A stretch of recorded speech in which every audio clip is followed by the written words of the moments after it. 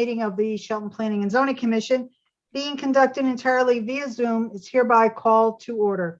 The protocol for today's meeting was previously reviewed by Corporation Counsel, who indicated to me that it is compliant with the executive orders issued by the governor and fair for those watching from a remote location. Would everyone please rise for the Pledge of Allegiance? I pledge allegiance to the flag of the United States of America and to the republic for which it stands, one nation, under God, indivisible, with liberty and justice for all.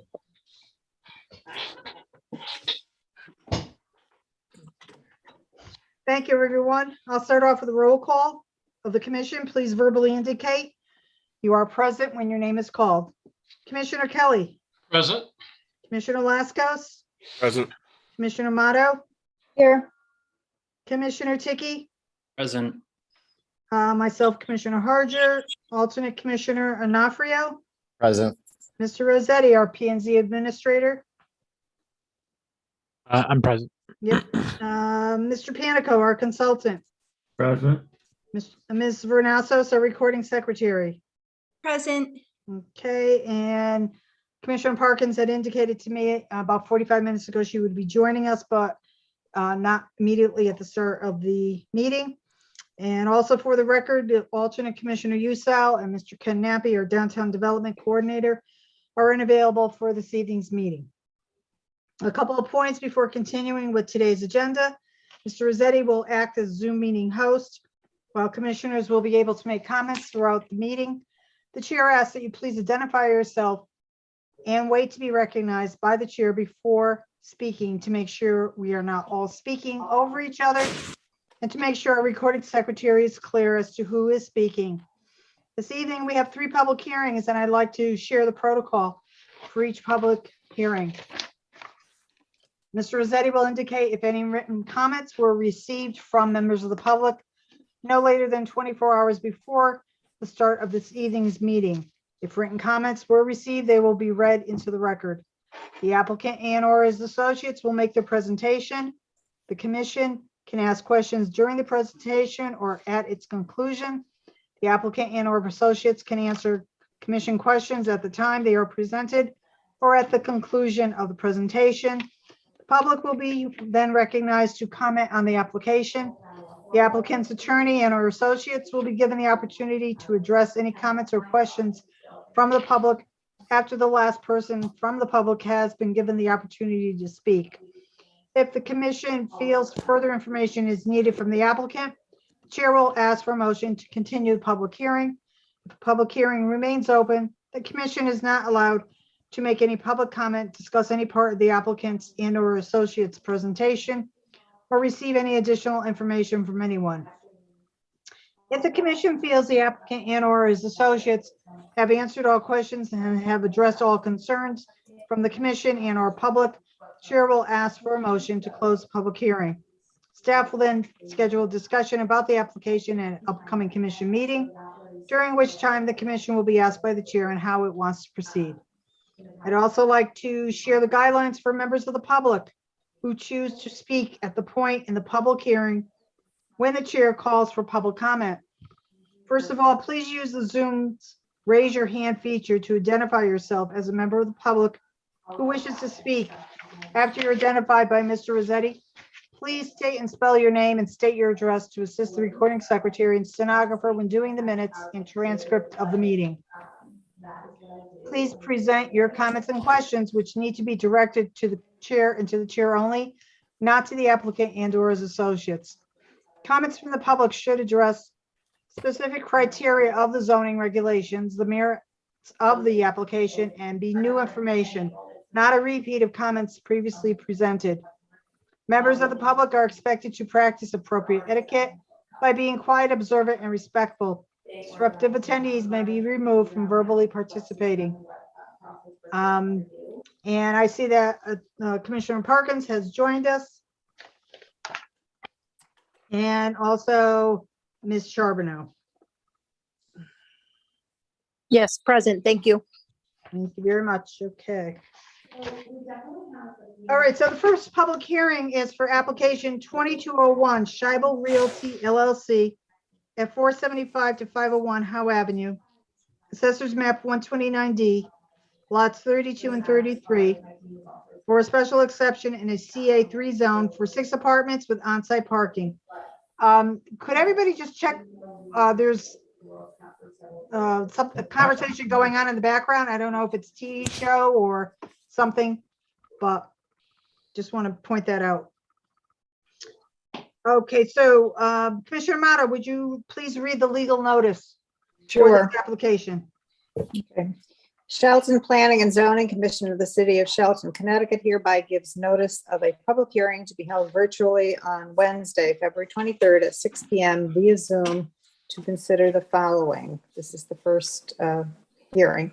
Initiation of application 2201 Scheibel Realty LLC at 475-501 Howe Avenue, Assessors Map 129D, lots 32 and 33, for a special exception in a CA3 zone for 6 apartments with on-site parking. All supporting material is on file in the Planning and Zoning Office and is available online. This meeting will be held via teleconference on the Zoom platform, and there will be no physical meeting. The meeting will be streamlining live via YouTube Live for those who wish to view and listen to the meeting. Okay.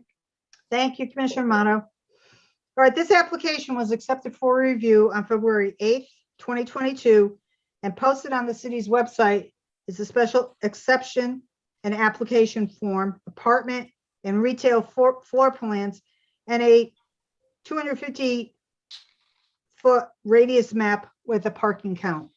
Mr. Rossetti, any other city department reports, materials, or correspondence received within the time period that need to be acknowledged for the record?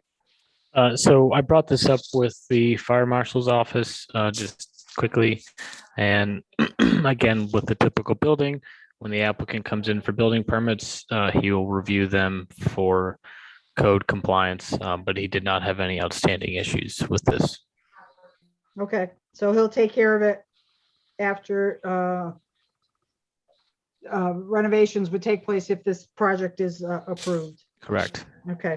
And it may be, I'm just curious, do you hear a background noise now? Yes. Oh, I'm sorry.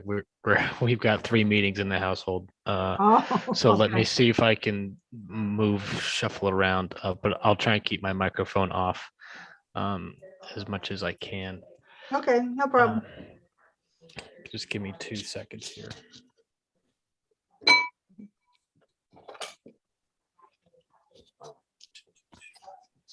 Okay, in the meantime, is the applicant present? I don't see Mr. Scheibel, but this is a pretty cookie cutter special exception. So for the sake of our own agendas, Under the attendees, we have someone named Bud, Yeah. Christopher Russo, Dick Coffey, Jeff Craw, and Tom Harbinson. None of Yeah. those have anything to do with this project? no, I believe Bud and Mr. Russo are for the text change. But if Mr. Craw or Dick Coffey, if you are working with Mr. Scheibel, please raise your hand.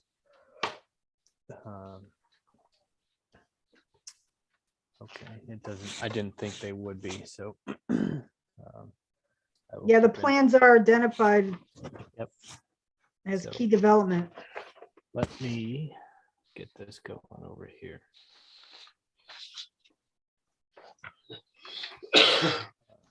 All right.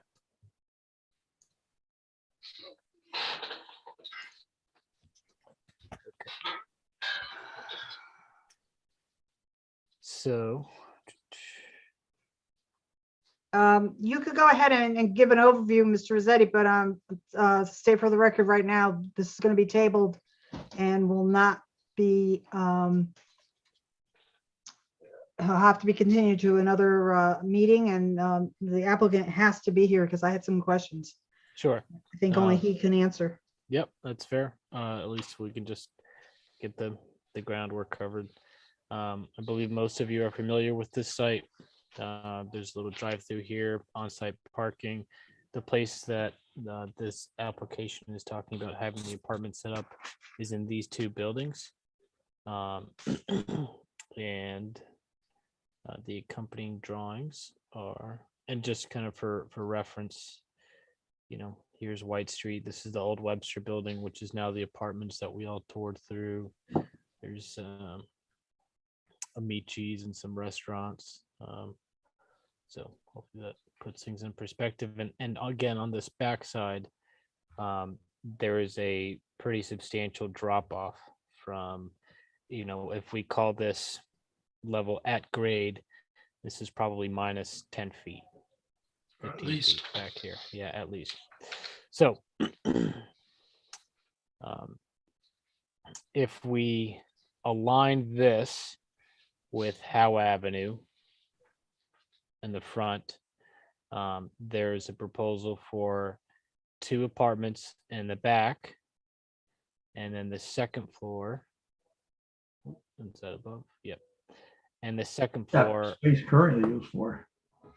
SCDC used to be back here, and I forget who else. On the used to first be up floor? Insurance, no, we're talking about the second floor. on the second floor, Tony. So on the first floor, the current tenant, which is a liquor store, The stores go all the way back there? he is apparently intending to do some kind of wall to divide the first floor in half with the 2 commercial spaces in front and 2 residential in the back. Correct. So this is, if these 2 tenants are up front and these 2 units are in the back, those would be situated right here, 2 up front and then 2 in the back. And then, oops. No rear access for the retail? No, I don't believe there is currently either.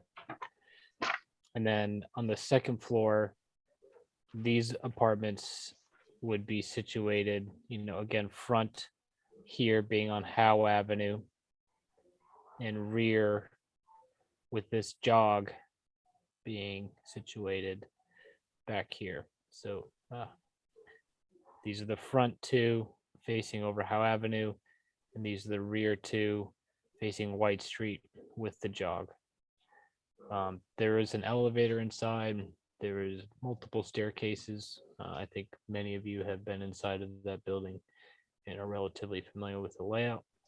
And there, in addition to the existing parking spaces, he's proposing to remove the drive-through area and add in an additional 5 spaces. Or 6, I should say, plus the handicap. Is he gonna retain in and out there or just in? I believe in and out. Just in, probably. Aren't spaces 22 through 25 there already? Oh, I No, don't think so. no, because No. that's right here where this drive-through is, and so he's going to take this down. Okay, and that's then not down have a- already. Have a couple spaces there. Mhm. You're gonna take out landscaping and sidewalk and stuff. No, Well, it'll be- the landscaping remains right there. Do you see that center island? Well, then the sidewalk, I guess, will be removed. I believe so. well, there'll be a drive-through in the front, right? And on the side? There'll No be drive, 2, or is that gonna be not? no, a the drive- the Looks like drive-through that's just one way in. will be removed. Yep. I know that, but you'll be able to exit or entrance out to Howe Avenue? Doesn't look like it. Okay, there's If A it was lot- a drive-through before, you should be able to. You right? can now. Currently, you can drive through there. Yeah. Right, that's what I thought. Is that gonna remain? That's, That wouldn't work with those diagonal spaces. No, it wouldn't. Yep. well, one would, right? In or out, one way. I heard Okay, well, somebody mention about the liquor store. That remains, correct? Correct. Yeah, I said that. Look, members of the commission, we've brought up a good couple of questions right now. I don't think it's fruitful for us to go any further unless the applicant is present, and he's not. So I think we're spinning our wheels here. So Man. is there anyone that would like to make a motion to continue in the public hearing? If I may, Madam Sure. Chair, I know we're busy and we want to keep things moving, but if there are any questions, obvious questions that commissioners have, I'd like to relay those to the applicant. So next time when they do show up, they can be prepared to field those questions. For I mine, have it's the parking. Yep. Go ahead, Park- Commissioner Moto. Yeah, I have a comment or a question. I think we haven't typically had apartments on ground level in the downtown area. Correct. Mhm. And so again, those two apartments that they're not really on the ground On level. Howe Avenue. They're not, they're sub-ground level? No, so on Howe Avenue, there are the two retail buildings in front. On this backside, those at that same level, that's the second story. So In the back. correct, yeah. in the back. So his position, which I think is a fair one, to be honest, is Mm, the first half of the building, okay, that's ground level for Howe Avenue. The second half of the building, there is space down beneath those apartments for additional retail. So having apartments on the Howe Avenue level does not deter or prohibit retail from the ground level on White Street. Commissioner Archer, this, Mr. Kelly, that's true. But it's still ground level to the parking lot. And I think that's what Commissioner Mono's getting to. Mhm. Okay. Yeah, it sounds like it's a half story up, Right, exactly. where you would go in the back of the rear entrance and have to go up 4 steps or something. So, okay. Just check one more time to see if anybody's joined us late, Mr. Rossetti. Is Architect Ruffalo there? No, Mr. Ruffalo is, let me see, is 5175. This Phone number? Commissioner Parkins, I also have a question. Is there going to be a fire escape in the back for those residents on top, second floor? Good question. They don't show it, but they call out some sort of an egress window, front and back, and I don't know what those really are. No, but there's a stairwell, isn't there? In the center of the building, but not to get out. That's only one way, right? There's only one stairwell out from up above. Yeah, you're right. There's only one stairwell. You're absolutely right. All right, just so that anybody who is not on the commission but attending the meeting, if you have anything to do with this is the last time I'm going to ask if you have anything to do with this application, please raise your hand so that Mr. Rossetti can recognize you. So phone number ending in 5175. Ken, is that you? Doesn't sound like, I mean, he's attended our Zoom meetings before, so. Yeah. Okay, phone number ending in 5175. If you are involved with this application, please speak up. Is the person on mute? Nope. Okay. Oh, yeah. Let me try that again. No, I've asked them to unmute and it's not going through. I have another question. Okay. Yeah, and maybe you, Alex or Tony, can explain to me what is this a special exception and how does that affect what we can approve or not approve in terms of this application? So the number of apartments is permitted. They do meet the lot standard requirements of Schedule B. And so as long as the applicant ticks all the boxes, then, their approval is just kind of subject to the commission's review. I think we can look at and bring up the questions about the ground floor apartments, and we can delve into that a little bit further. and also the fire escape access off the rear.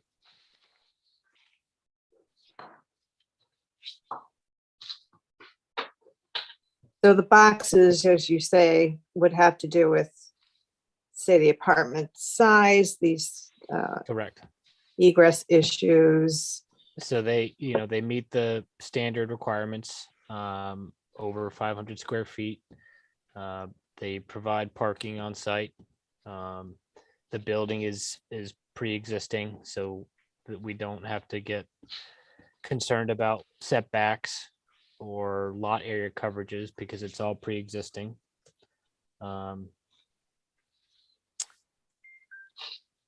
Okay, good, Yeah. thank you.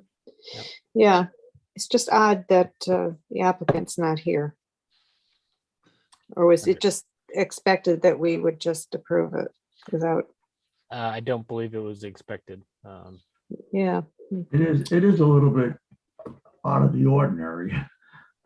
yeah, You do have provisions for no residential on the first floor. In this particular case, the first floor apartments are currently commercial space, but on the rear elevation, they really aren't ground floor anymore. So it's going to be an interpretation on the mhm. condition.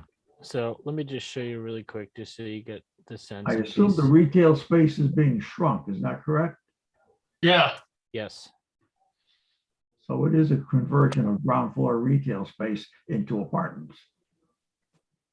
it is.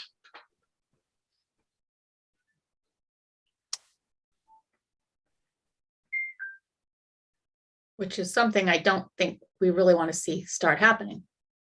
I don't either. Fair enough. I will certainly bring those comments to the applicant. And so this is the rear, right? So you get a sense of what's proposed are 2 units here. Is there anything in the lower level now? So there was Mm. a candle business, Or they were going to do a microbrewery at one time. Yep, they were. but there was a pretty severe fire here a few months ago. Oh, last year, yeah. Was it Okay. last year? Yeah. Oh, yeah. SCDC's been down the street for a Yeah. while now. Yeah. Where was the fire, Al? In that space? Yep. Yeah. Uh-huh. Yeah, so the SED office rear window is that top floor on the right. Yeah, that's, Yeah, Yeah. correct. Yep, yep. Mhm. and the Mr. Grimmer's office window is the one to the left of it. The single one, yeah. Do we know at the present time, is there a service access in the rear to the commercial space? There's a stairwell, I believe, that goes down from the, I know, but do the retail space have access to that stairway? Can you explain that again, Tony? What was your question? Tony, I'm sorry? what was it? Can you re-explain your question? I was asking whether or not those 2 existing retail spaces that front on Howe Avenue, number one, do they go all the way to the back wall? And number 2, do they have some a service type access out the rear? Gotcha. So they do not have service access out the rear here of Are you sure of Obviously. that, Alex? out here. No, they don't. Well, I will check this but up. if my memory serves me right, they had access. I thought they had access to that elevator. And if they have access to the elevator, then they've got access to that stairway, which takes them out the back on the lower level. Yeah, there's inside the back lobby. There's, So- I thought there was a door every time we went to an I SED. thought there was an entry that was potentially serviceable to the entire building, but I'm not sure. It's been such a long time. Yeah. So Tony, I thought you meant could they walk out this back Uh-huh. area? No, Obviously, that would be into thin air. So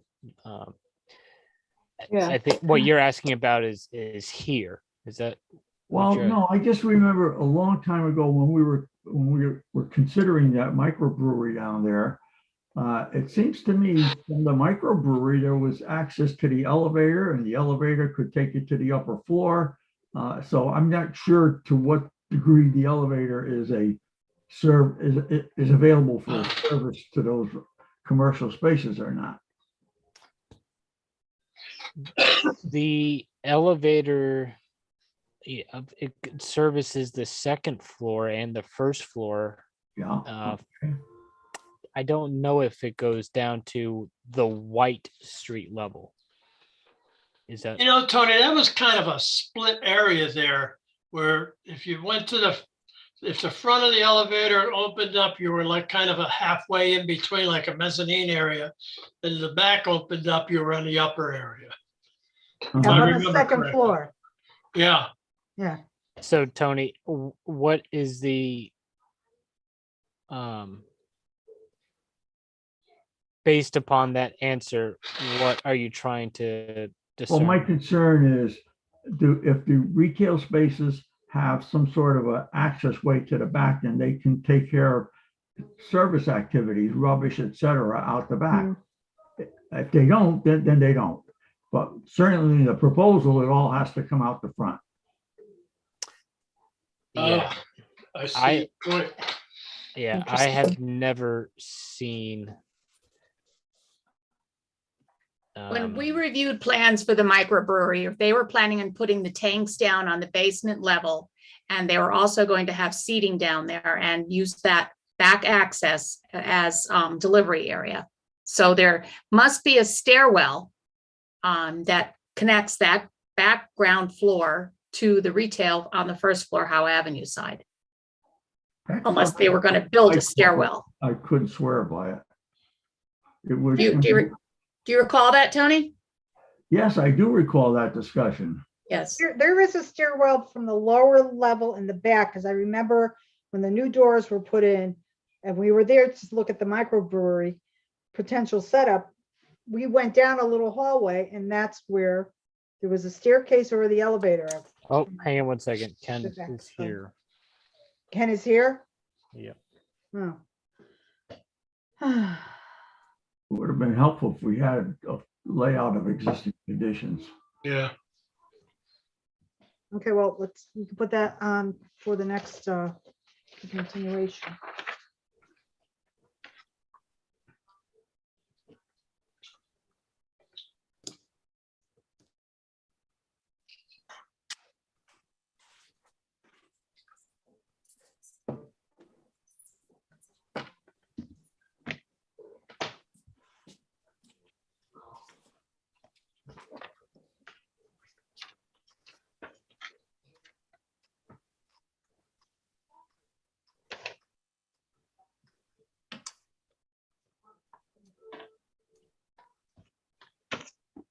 Hello, Ken.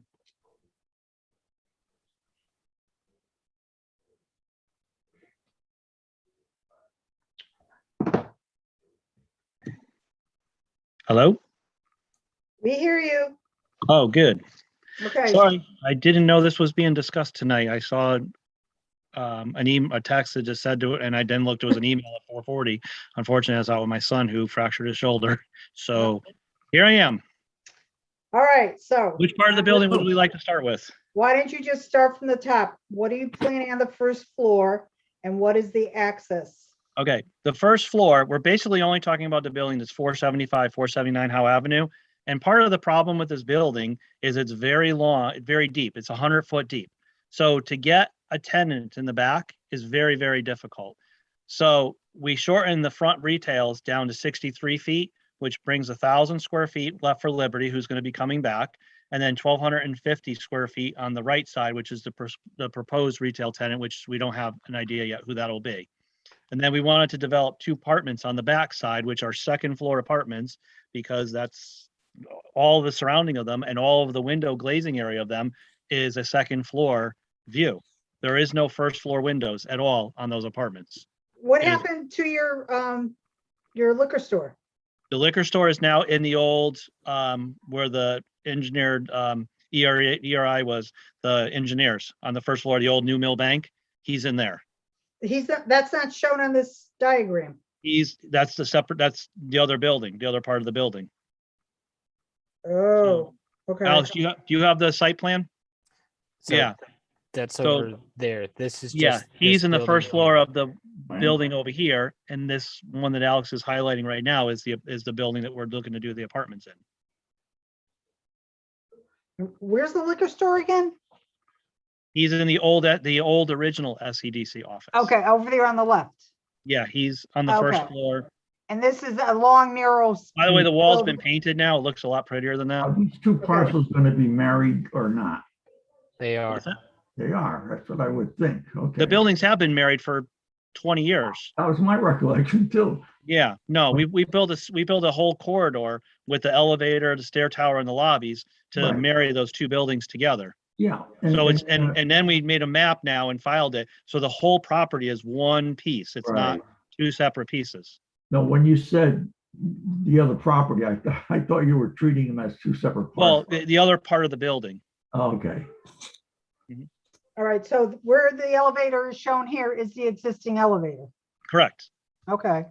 And Yep. you have a doorway that goes, what, down a hallway or something?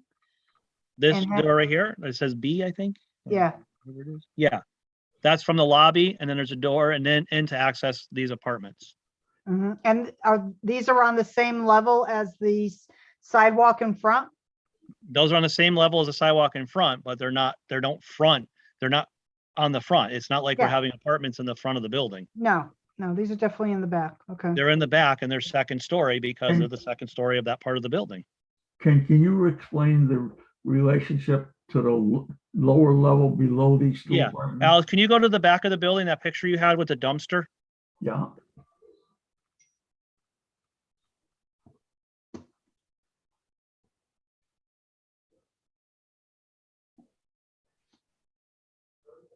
The drive-through's all gone now too, and the parking's been reconfigured. We have 26 total spots on the site. Okay. So at the back of the building, the door that's furthest right Yeah. is just a hallway that goes up, and the elevator has a lower level entry that you can get up to that first floor lobby or up to the second floor offices. Do those. And then the door to the left of that is solely for that downstairs area. The overhead door, the window to the left of that, all of that is the old- downstairs. the old It's a micro- separate unit. Is there a staircase that goes from the top level all the way down? No. There's a staircase that goes from the second floor apartments down through a stair tower in this, Alex, go to the right a little bit, It's that door. out into this is like a common area over here with a stair tower. So everything from the second floor can exit through that stair tower out to the lobby, or they can go out a staircase that's on the second floor and onto Howe Avenue. They have to go down a full set of stairs and out to Howe Avenue. Can the, If you can go around to the front of the building, I can show you where that is too. can the proposed retail space get And that's out? why I've had the fire marshal and the building inspector through the building, and no outside staircases or any other kinds of emergency egresses are required. We have egress windows going into the building, and we have 2 stair exits. What plus, is an egress central alarm window? system. Ken? Explain What? that. What's that? What is the egress window that you refer to that's on the plans? They're gonna be the same. They're gonna be a silver window, a commercial look. They're gonna match exactly what we have there, but they're gonna be egress, so they're gonna operate. What does that mean? It means that they meet the code for someone to be able to get out without having to use tools to remove the window. So in an Oh. emergency, it's a large enough, it's 5.7 square feet of glass area that Uh-huh. is not impeded, that they can just lift a window and get out, And jump? not jump. There's two stair Well, exits out of, there's 2 stair exits out of the building as well. Where is it egressing to? The window though? Like where would they be if they Into- went out the window? They can go out the stairs or out the Each window. apartment. And if they were going out the window, there would be a ladder truck there by then. And Okay. unfortunately, last year we learned how quick the fire truck gets there. So you're relying on the fire department to help these people Well, we're- egress out of that window? We're not. We meet the code requirements for egress. That's the fire department's jurisdiction. And they've been through the whole building and they said, yes, you meet all of our code requirements. We're I definitely hope they're gonna all need a- practical code requirements. We're gonna need a letter for that, that's for sure. Well, yes, they're, Yeah, that seems to be just a little cause for concern. I mean, if I may. okay, there's a all- big building over here that Alex is pointing to now. How are they gonna get out of the 5th floor of that building? Fire coded hallways, This is a lot, yeah, we have fire coded hallways. but you don't have any stairways. There's no. We have doorways. we have 2 staircases, 2 stair exits, 2 separate exits. Okay. You have internal stairs is what you're saying. We do. Alex, can you go to the front of the thing here? There's a staircase right here that goes Right. down to the front, Howe Avenue. And Yeah. then if, do you have, you don't have the other part of the building that shows the other staircase. second floor. There's 2 stair exits in proximity. If you have the 2nd floor, You Yeah, should let have. me go up. Yep, There it is. there's the one. On the left, that's a yeah, closet. and then there's On another, the- there's No, another that's- one. That's stairs up right This? here. Yep, see Okay. that those dash? Yeah, okay. No, we and have to then have 2 there's- exits. And there's Alright. the second. And then here. there's a staircase right here where it says down, DN, over to the far left. Mhm. That's another emergency staircase right there. Okay. That's an existing staircase? That's an Yeah. existing staircase. Yeah. That's a concrete block, 2-hour rated assembly. Yeah, I Okay. think that. That's the the one that foyer. goes down to that door on the side. Yeah, the side parking lot, the Right, foyer exactly. at the side. Yes, if parking you go down that staircase, it's a switchback stair. You come out and you would exit into the parking lot. Right. And so you're saying there's another hallway to get out to the front stairway? There's a hallway here that goes down and you can get out the front exit as well. You have the front Apartments- elevation, the front of the apartments have, building Good somewhere, connections. Alex?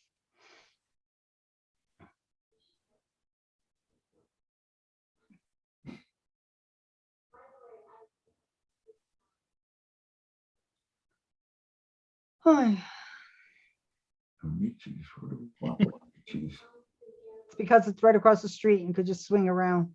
The view.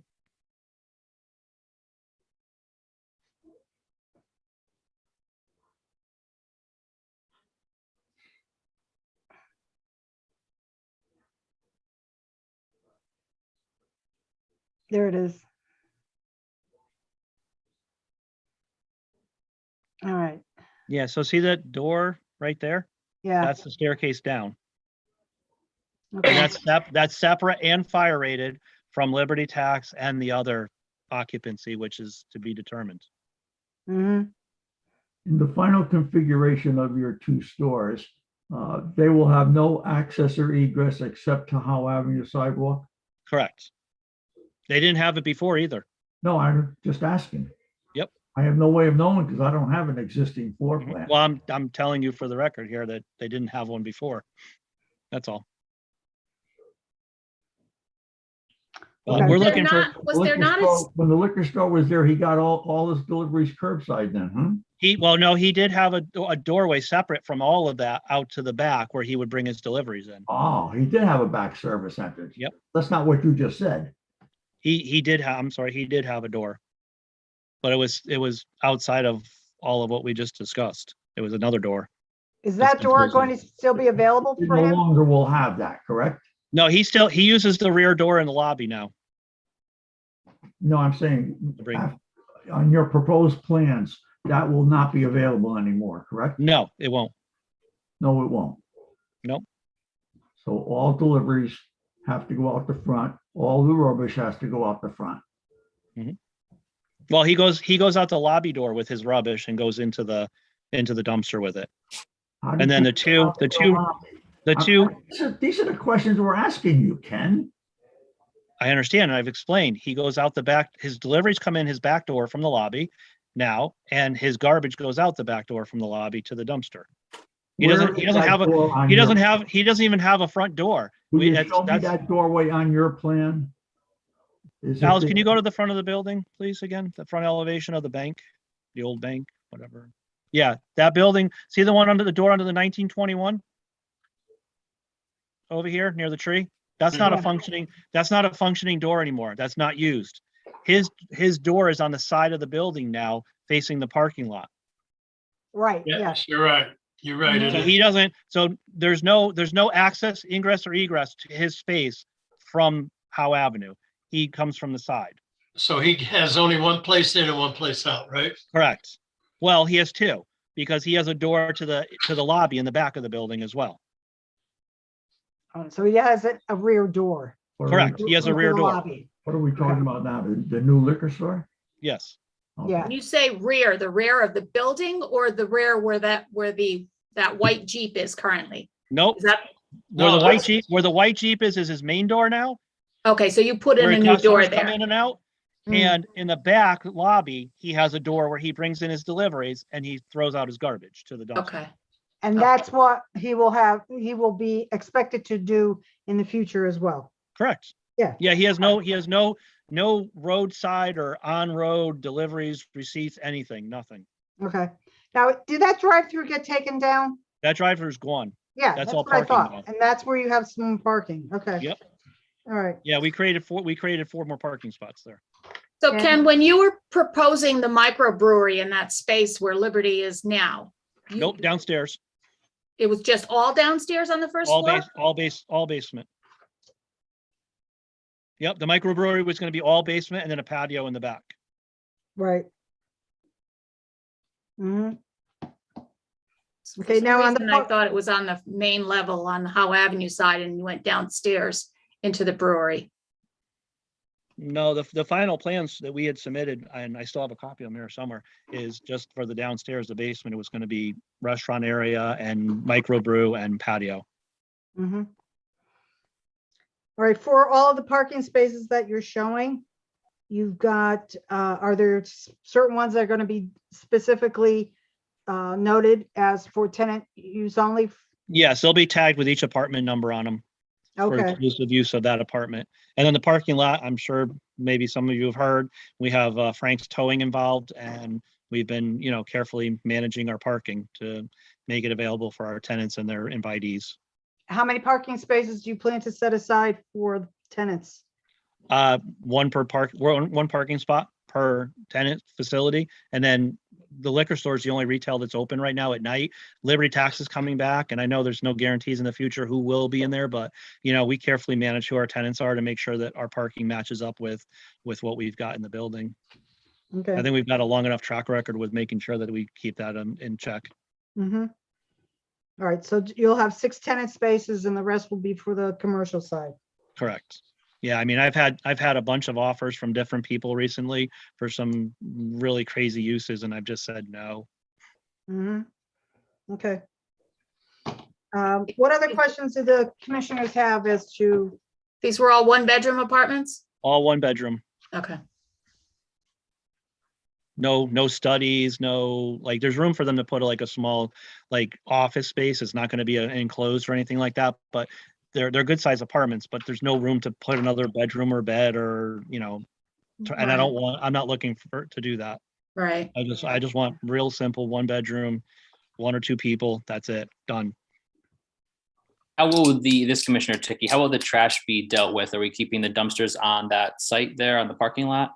Yep, they're in the back of the building. There's a dumpster for the use of all the tenants, and then there's another dumpster that's recycling for the liquor store, because they get a lot of cardboard. yeah, that's for sure. Usually we ask for a trash enclosure, and I don't think that's the case on this particular property. Is that possible? We can add one. Yeah, as long as it's maintained, because you drive around town and you see the I mean, the hard part is doors that, are falling off. with snow removal and Mm. that, we have a limited amount of places we can put snow, and then the snow ends up against the doors, and then the doors can't get opened, and then the dumpster company gets upset, and it leads to a lot of issues. I carefully monitor them. I was on the phone with the dumpster company today because the dumpster that's down there right now has a bunch of holes in the bottom of it, and it's making a little bit of a mess. And I said, no, you guys got to bring me a new dumpster. Mhm. That's it. So hopefully in a week I'll have one. Okay. This But Commissioner I'm- Lascos, is it already have the 26 parking spots? Yes. On the print, it showed some are proposed. Nope. All the parking spots are in place. So if there was 2 parking spots per Right, just- apartment, there were 6 apartments, it would be 12 spots and then 14 for retail? Correct. Well, there's only one for apartment, right? Shouldn't there be 2? Mr. Scheibel, I thought you said there was only going to be one. Well, the requirement, your requirements are 1 per apartment, Right. one per 1-bedroom apartment. We Yeah, have the ability, we have the, right. and we'll mark out 1 per apartment. If they have need for a second parking spot, there is available on the site. So you would add signage as you went along. Correct. And if a situation should change and you end up with a subsequent tenant after the initial tenant, and that tenant is only a single person, then you take that sign down? We would do that. Okay. How So- about entering and exiting the parking lot? Will you be able to enter from Howe Avenue also? Yes. Okay. Yeah, that's been in place for a year now and it's worked out really well. Yeah, that's what I thought. How do you propose to handle visitor Now, parking if you have a towing service that's not aware whether there are visitors or just somebody parking there to I'm go gonna to have to- dinner? I'm gonna have to come up with a system where I hand out passes to the people that are gonna have to put in their windshield. Yeah. That'll alert him. Okay. Right now, so far, the parking is only monitored up until about 9 o'clock at night and the liquor store's open till then. And the towing company has direct communication with the liquor store owner and he tells them who to tow. Oh.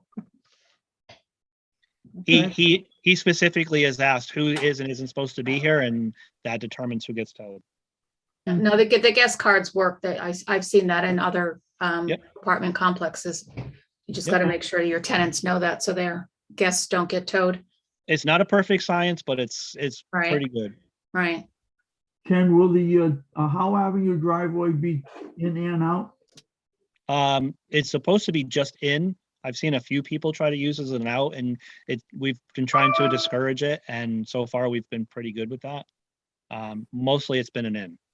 Most people turn in and if they don't even want to be there, they just go. How is it through the- theoretically going to be laid out, Ken? The arrows on it are just for an in. In only, okay, Yeah, we painted arrows on the asphalt just for an in.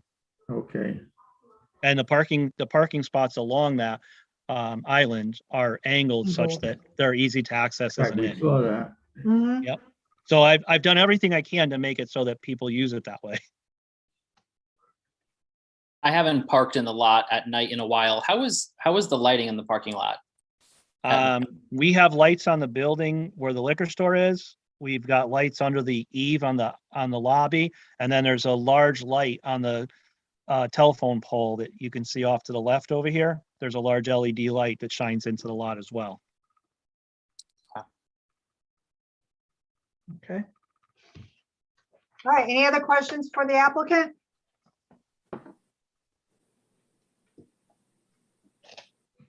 Okay, hearing none, is there any commissioner who would like to make a motion to continue or close the public hearing?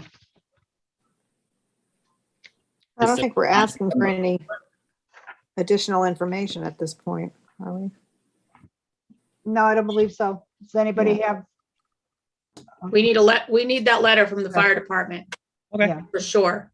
but that could be a condition of approval that it has to Yes. be on file.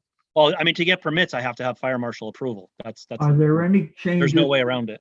Yeah, but we're gonna make it Oh, yeah.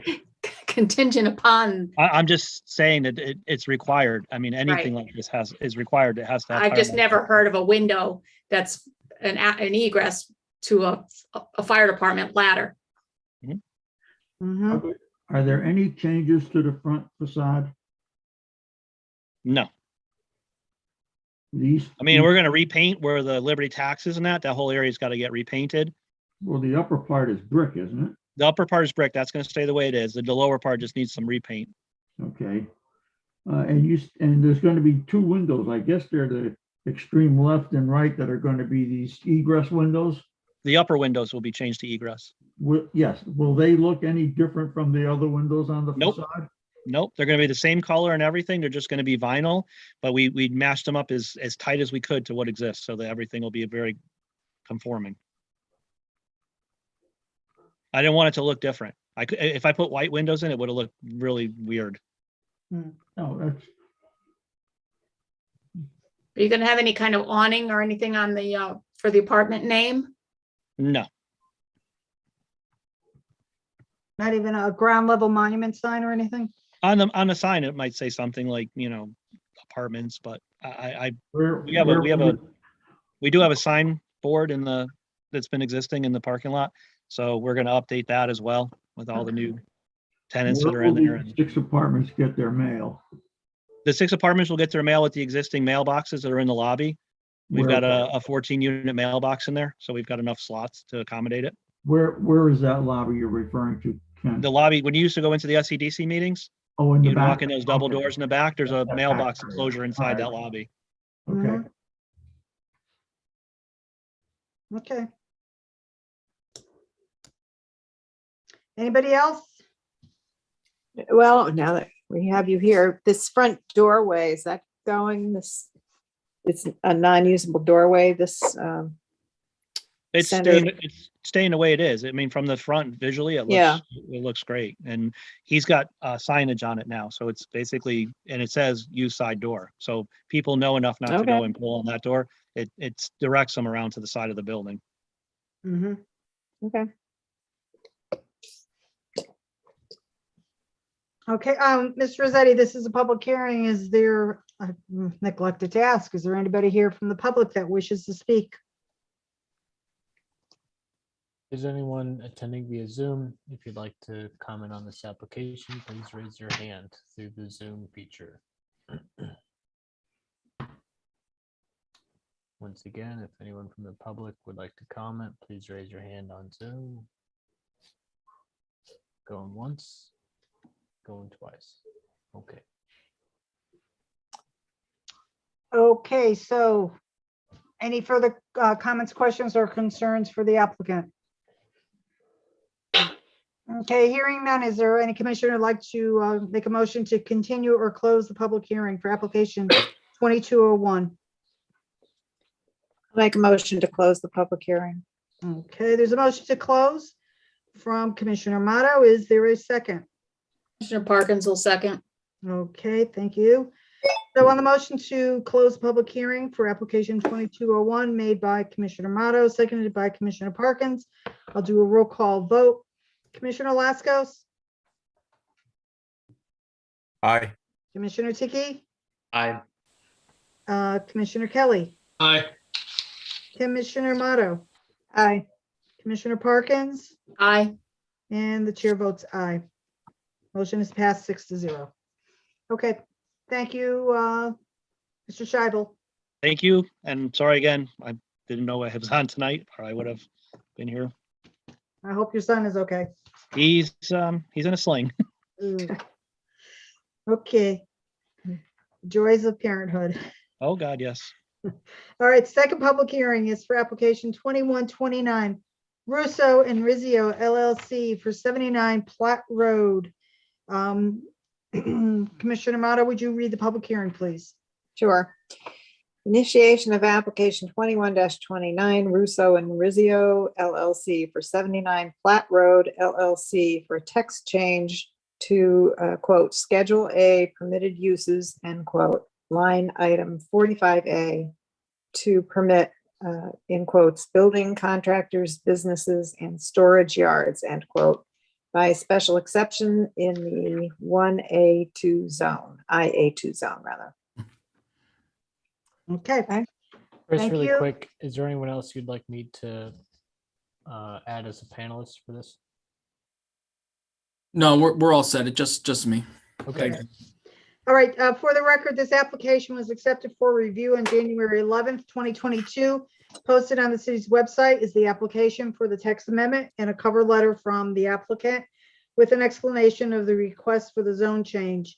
Mr. Rossetti, were any other city department reports, materials, or correspondence received that we need to acknowledge for the record that came in within the time period? No. No. Okay. So Attorney Russo, I assume that you are representing the applicant, so please identify yourself for the record and proceed. Thank you, Chairwoman Harger, members of the commission. Chris Russo with Russo and Rizzio LLC, offices at 10 Sasko Hill Road in Fairfield. on behalf of 79 Platt Road LLC, which is the property owner of the property at 79 Platt Road.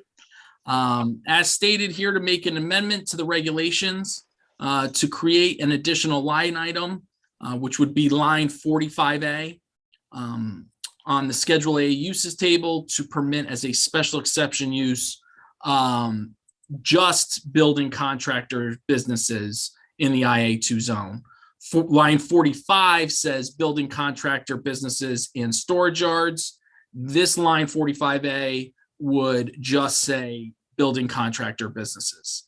We met before on this amendment and discussed making this change to what was our original application. And the purpose of that was to eliminate storage yards from consideration.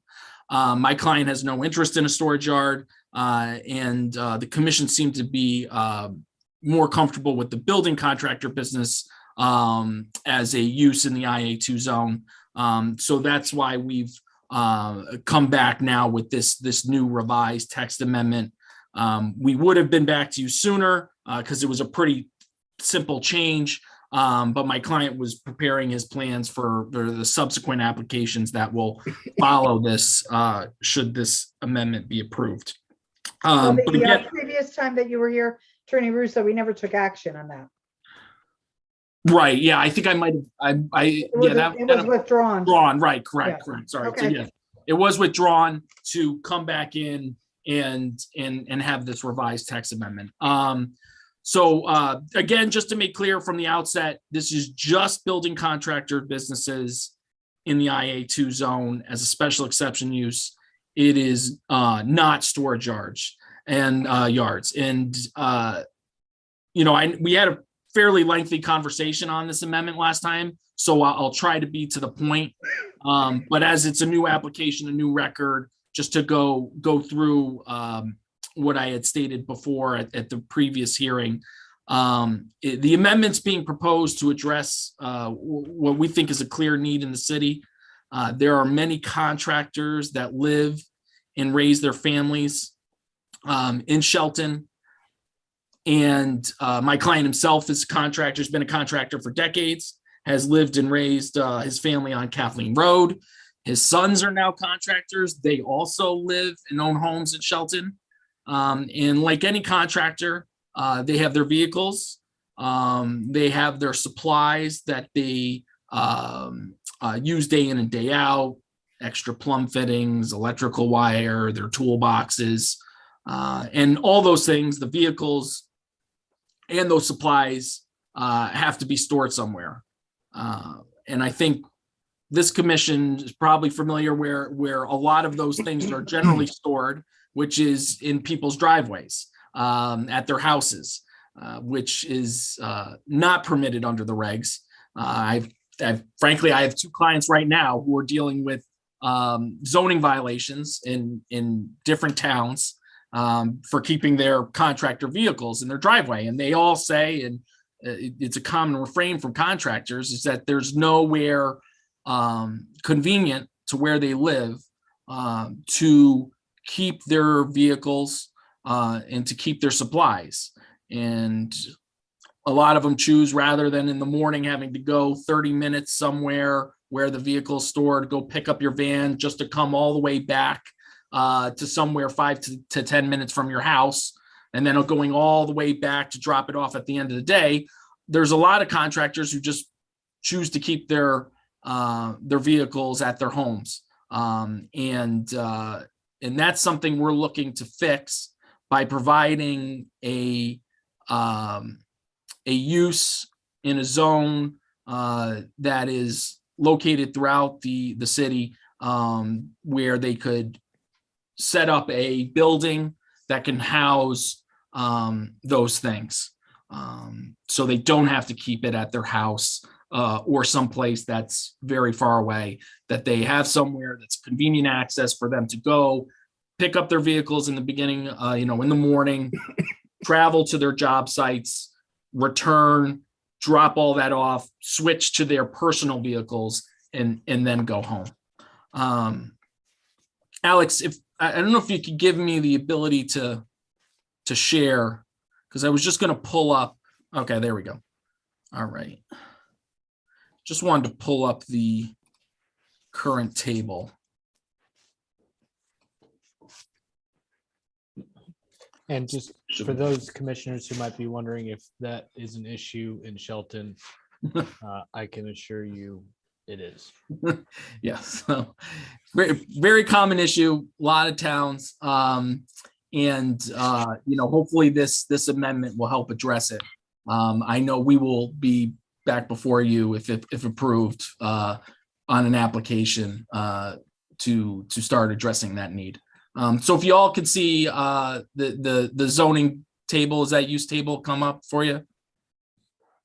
Yes. Yeah, it might be Okay. helpful if you could zoom in a little bit, Chris. Sure. So right now, there's this line item 45, says building contractors, businesses and storage yards. It's only allowed, building contractor business is only allowed in CB1, CB2, and IB1 and IB2 zone. And I'll just go through those zones in a little bit. Some of them are not great locations for this type of business, and they're also in very limited areas in the city. And so what we would do is have just a separate line item below here, 45A, that would just be building contractors businesses and would allow in the IA2 zone, it would allow those uses by special exception. So regarding where this currently is permitted, just to show why we think the IA2 zone would be well served for this use. It's currently allowed in the CB1 zone, which is only a couple of properties. The D'Addario Collision Center, that's right off of Bridgeport Ave, is CB1. And then where the Plaza Diner is and the property that's got the Dunkin' Donuts right behind those buildings, that's in the CB1 zone, and that's it for the CB1 zone. The CB2 zone Heard of a lot of it. is located along here, along Bridgeport Avenue, as you start heading towards Howe. There's actually a small portion along Howe as well, which frankly is not a great area for this use. It's not really compatible with what this commission has done and what this commission has approved down in that area. Again, we think it's something that's much more compatible with an IA2 zone. The IB1 zone, which is another zone where this use is permitted, is only a portion of the property where the transfer station is. That use is not going to go there. It's right here. It's where right down here where the transfer station is. That's the only location of it.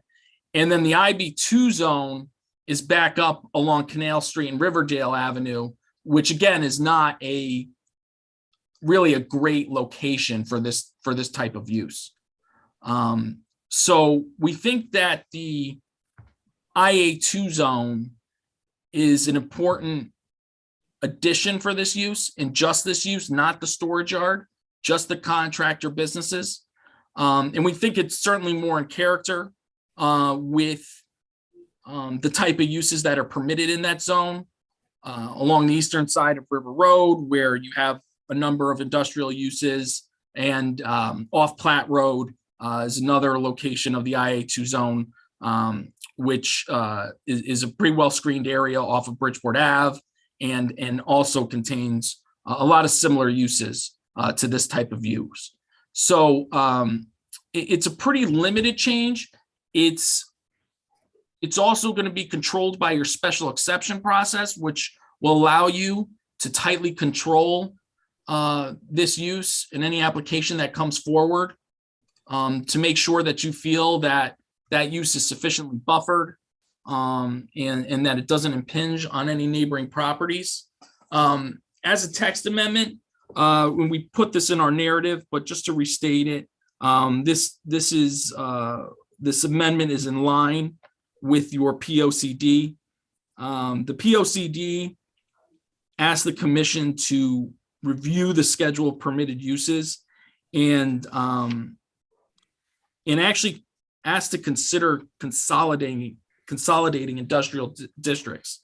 That hasn't happened, but one of the things it was talking about being able to do is to permit uses across the industrial zone sphere and having greater level of discretion. So we're doing that. We're sort of allowing this use in the IB1, the IB2, CB1, CB2, but now also the IA2, an industrial zone, and we're giving you we're putting it under a special exception review to make sure you have your highest level of discretion to really control this use and make sure you think it's appropriate.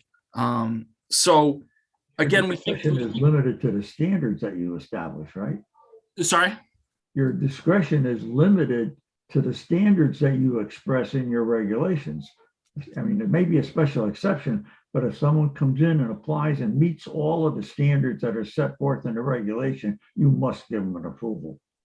Well, I think if it was your site plan review, but I think your special exception gives you a lot of additional discretion and allows you to really, I mean, it's really your highest level is special exception for controlling how a site is laid out. And again, this is not storage yards. So whatever's being proposed is going to be, it's going to be within a building. So it's going to be in a building that fits your standards, and it's just allowing this use within it, which is very contained and will not be able to bleed out, at least in the IA2 zone, would not be able to bleed out to the outside and have no ability to do storage yard. So we think it's a very limited amendment. And we thank you for your feedback the last time we came in trying to restrict it and make sure everybody felt comfortable that this is a limited amendment, that you don't have to worry too much about the implications, that it's not going to be now there's storage yards popping up all over the IA2 zone. That's no longer being proposed. It's just this contractor businesses within a building. Is it your opinion that if this were put in place, it would be limited to only those 2 acres lots? Because unless you say otherwise, non-conforming lots would still be eligible for that use. Yes. If you were non-conforming IA2 parcel under 2 acres, you would still be able to Right. propose this use. Is that a But problem? again, it's got to be within a building. It could be an existing building, or if you were going to propose a new building on that non-conforming parcel, that building would have to be in conformity with your standards. Mhm. Okay. But it wasn't your intent to say these can only happen on 2 acre lots. No. They're going to happen elsewhere. Yeah, it could happen on a non-conforming parcel. That's correct. But it's all got to be within either an existing building or a proposed new building that completely conforms to your standards. What other option is there, existing No. or proposed, Chris? Right.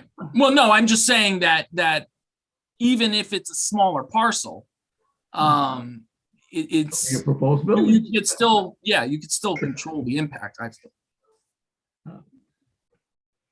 I'm confused about the language here. You're saying it's not a storage yard, but the language says storage yard. Well, It says line- So it doesn't say No. storing only in buildings. I mean, you're implying that that's your intent.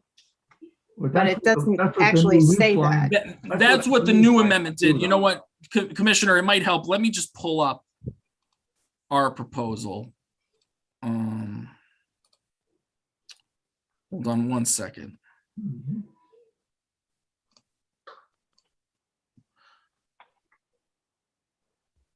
So Commissioner Amato, Yeah, this is our amendment, which is 45A, building contractor businesses, that's it. And so it's a long thing, so I couldn't put it on the, so it looks a little funny, but this is just the row, all the zones, and you can see here CB1, CB2, which already allows this use. So just to be consistent with the line 45 that's above it, permits the use. right here, IA2, it's going to be a special exception use. And then in the IB1 and IB2, it's permitted, again, just to be consistent with line 45, which says the same thing. So the difference between line 45 and this one is that 45A just says building contractors, businesses, and IA2 says it's a use permitted via a special exception. Okay, so the language here in the application says building contractor businesses and storage yards. No. That's what they're modifying. That's what they're modifying to To this. Zoning, there's no. You just say building contractor businesses. But I would feel better having this state excluding outside storage, because I think it's subject to interpretation. Building contractors, businesses, well, we need outdoor storage. So if that's subject to interpretation, I think it needs to be specifically excluded. Okay. Sure, and Commissioner, if that makes you feel comfortable, because we don't want to do a storage yard, so. Right, whatever but you may makes- sell the property to somebody else that Right. does, so. Correct. No, absolutely. So yeah, if the commission wanted to amend to say building contractor businesses excluding storage yards, we would no issue with that at all. Or That's- excluding outside storage or something to that effect, so that it doesn't become what we don't want it to be. Right, right. Exactly. Commissioner Okay. Harkin. Go ahead, Kelly. Commissioner Kelly. I think I know what Commissioner Model is going at, because it says use number 45A to permit business contractor businesses and storage yards. Yeah, Storage the yards paragraph should above. be eliminated. Oh, yeah, that might, yeah, you know what, I'm trying to read it quickly. That might be a typo. It might be left. I over think from the that's what last you one. were referring to, right? Yes, Commissioner yeah. Model? I Right. agree. Yeah, I see it now. I see it now. I know I was looking at it and that was confusing me too. Sorry, you know what? I apologize, Commissioner Mono. I do see that. No, that's all right. That's a typo. It was left in from the last one. It should just say proposed amendment to the Schedule A permitted use number 45A to permit building contractor businesses. As a I have special- one other question. Thank you. Putting a building on the land. Now, is there going to be a limit to the square foot of the building or the garages or so on and so forth? I mean, how is that going to be controlled? By us?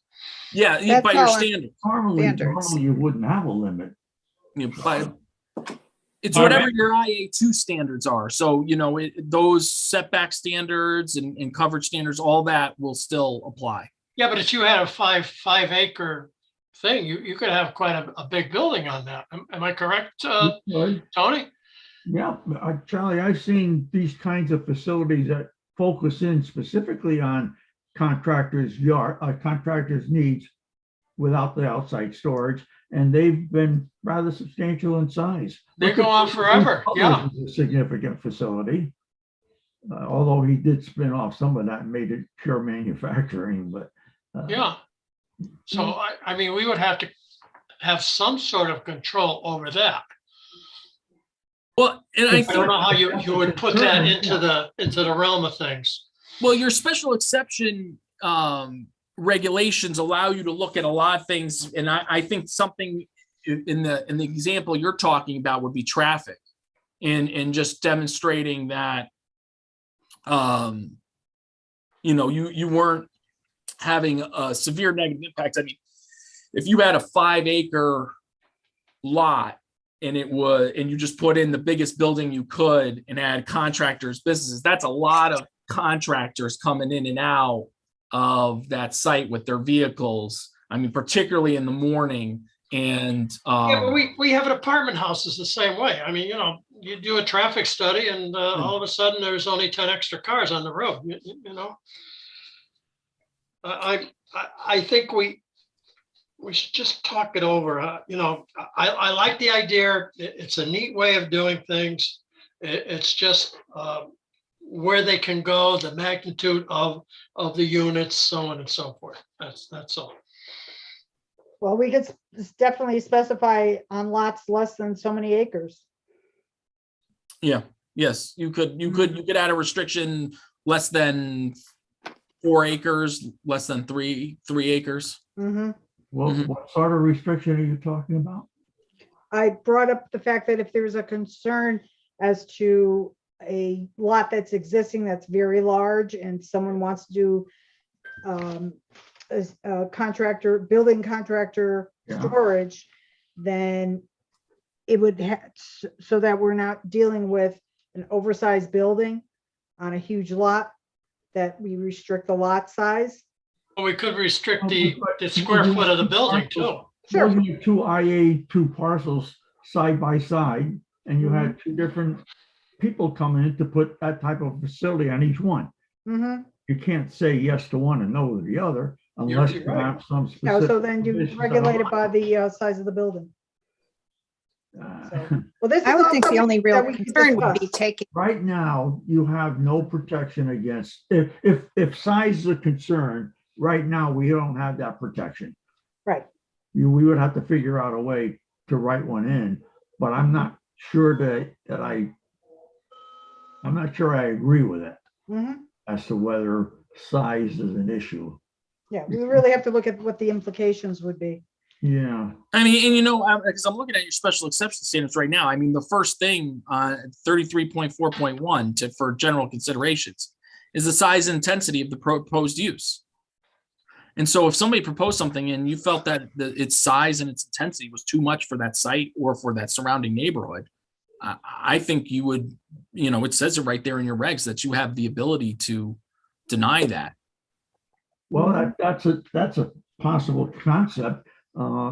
If a developer comes in and builds a large building and just does it as an industrial building, Mhm. and he comes in after the building is complete and says, I'd like approval for contractors' yards, storage yards, contractors' businesses. I guess we could say, well, we'll approve it for 50% of the building, but not for the whole building. Maybe, I'm not sure how we would back that up, but. is the main concern I'm thinking maybe would be losing some industrial sites to just equipment storage. Well, it really doesn't work that way though, because Yeah. in large, the developers have not been building this kind of space because they don't feel it's economically advantageous to them. They can't demand the kind of rent for this space that they could get as an industrial facility. So you don't think that would happen? I mean, not up until now, that's been the case. So in terms of the size of the building, again, I guess that would be determined by the standards for those, Right, for that type of zone. Mhm. well, that's my question. This particular application is just for the zone change amendment, correct? It's not for the site plan. Do we still have oversight over the site plan? If they come in and say, like, that they have a site plan online, that's like 3 buildings. If we determine that's too much in terms of traffic, do we still have a say in that? I would think you would. Absolutely. You could. It's a special exception. And frankly, you have a special exception application pending for a Right. property to come in Right. under this. And so, I mean, if you look at the next door property, it's all heavy duty equipment. It's all Brennan's equipment next door. So, and it's it's not all like, outdoors and it's all yeah, outdoors. it's not like this is a pristine lot, and right now, if you look at the Google map, the location, it looks like a slum, to be honest with you, but I just want to make sure that we're protected in terms of, what goes on there. I mean, I think personally, I think this is a good location for that kind of contractors. As long as trucks and everything are stored indoors, except for maybe parking vans and stuff outside, You but have to say something about how do you treat contractors' machinery? right. How are bulldozers and stuff treated? Exactly. Are they vehicles? Yeah, Or but are this is they- not a storage Or yard. is it outside storage of equipment? Yeah, I mean, if somebody went and stored that stuff outside, they'd be in violation. Okay, well, that's what we would have to clarify. We need. We'll make have to, sure of that. clarify equipment storage as well. Right? It's not Right. just, it's a storage yard, including equipment. I'm wondering if we maybe need to write a definition. I think so. That would be a good idea. So A de- everyone's clear on it. A Mhm. definition for which term? Or the Uh, contractor business. For the contractor business? Contractor's business. Right. Meaning, What does that it's entail? this, and this. It does not include this, and this. Right, right. But To really clearly spell it out so that it's not ambiguous. Mhm. What about definition of a vehicle? well, that's- That would be within the definition, wouldn't it? Yeah, well, like depends. vehicles could be, your standard vans and pickup trucks type thing, but your bulldozers and, Vehicles that are registered and for over the road use, Correct. they Correct. can be parked, whether they're parked inside or outside, unless you specifically say they can't be outside. So, Right, yeah, I mean, I think there's a difference between if we were to say, somebody's vehicle, you're not storing it there overnight, right? So, I mean, that is not, the minute, if it was something that they, like, let's say it was a van or even, I don't know, like a bulldozer like that, if you're storing it there overnight, it's switching from being a personal vehicle to something, it's a tangible item that you are storing overnight. So I think it changes its classification. And so what we're saying with this amendment and maybe having a revision to it is there's no storage yard. So even if you're storing your van, it has to be inside. It cannot be outside. You can't be like, oh, well, this is a vehicle, so I can leave this vehicle outside. in this proposed zone, you're saying that? I thought that was the whole purpose of this, was because people park their commercial pickup trucks and vans in their private property. I thought that Right, was. but the whole purpose. they're gonna store it within the building. Oh, within the building. Yes. Okay. All right. So yeah, let's define it. Let's And it not has make to be- it too complicated. Yeah, That's but I'm for not sure that that's what we would want to write in for use anywhere, because it's not going to work anywhere. A small contractor, an electrical contractor, a plumbing contractor, whatever, I don't think they could live with having to put all of their commercial vehicles inside. Inside. I'm not sure. If it's registered for over-the-road travel, they're going to say, why can't I park it outside? It's a motor vehicle. It's used on a daily basis on our roads. And I personally have no problem with that. It's just the heavy duty equipment that I would not want to see stored there. Yes, I think that's the distinction. Okay. Do we have to worry about having sufficient height and garage doors to allow that kind of equipment to access a building? Well, that would be the site plan, right? Or Right, approval of the site plan. Mhm. Okay, any other questions for the applicant? I just want to point out to everyone on that second page, that's titled narrative. If you look at the end of the second paragraph, last sentence, it talks about by separating the building contractor's business in line 45A under the proposed text amendment, it will not permit storage yards in the IA2 zone. Right. So, Right. all right, anything else for the applicant? Okay, is there any commissioner who'd like to make a motion to continue or close the public hearing? I think perhaps it may be best to continue it to allow. I agree. Who's writing, who's clarifying the Well, definition? I can work with staff Yeah. in bringing, and as I'm understanding, the two things.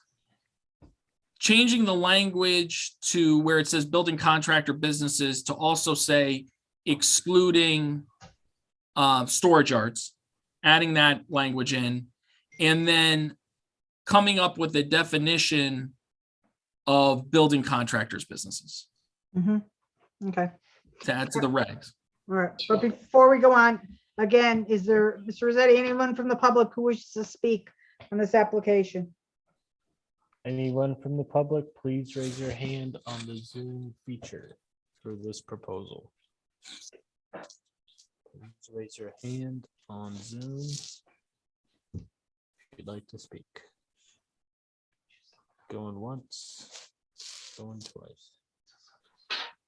So, yeah, Chris, that's all, the definitions, that just FYI, there, that's section 5. So happy to work with you on that. Great. All right, so the applicant and the staff will work on the language. So is there a motion from anyone to continue the public hearing? Do we need to continue it for that language clarification? Is that, I think it would be best, yeah. okay. I'll make that motion then. Okay, there's a motion from Commissioner Kelly to continue the public hearing. Is there a second? I'll second. Second from Commissioner Ticky, thank you.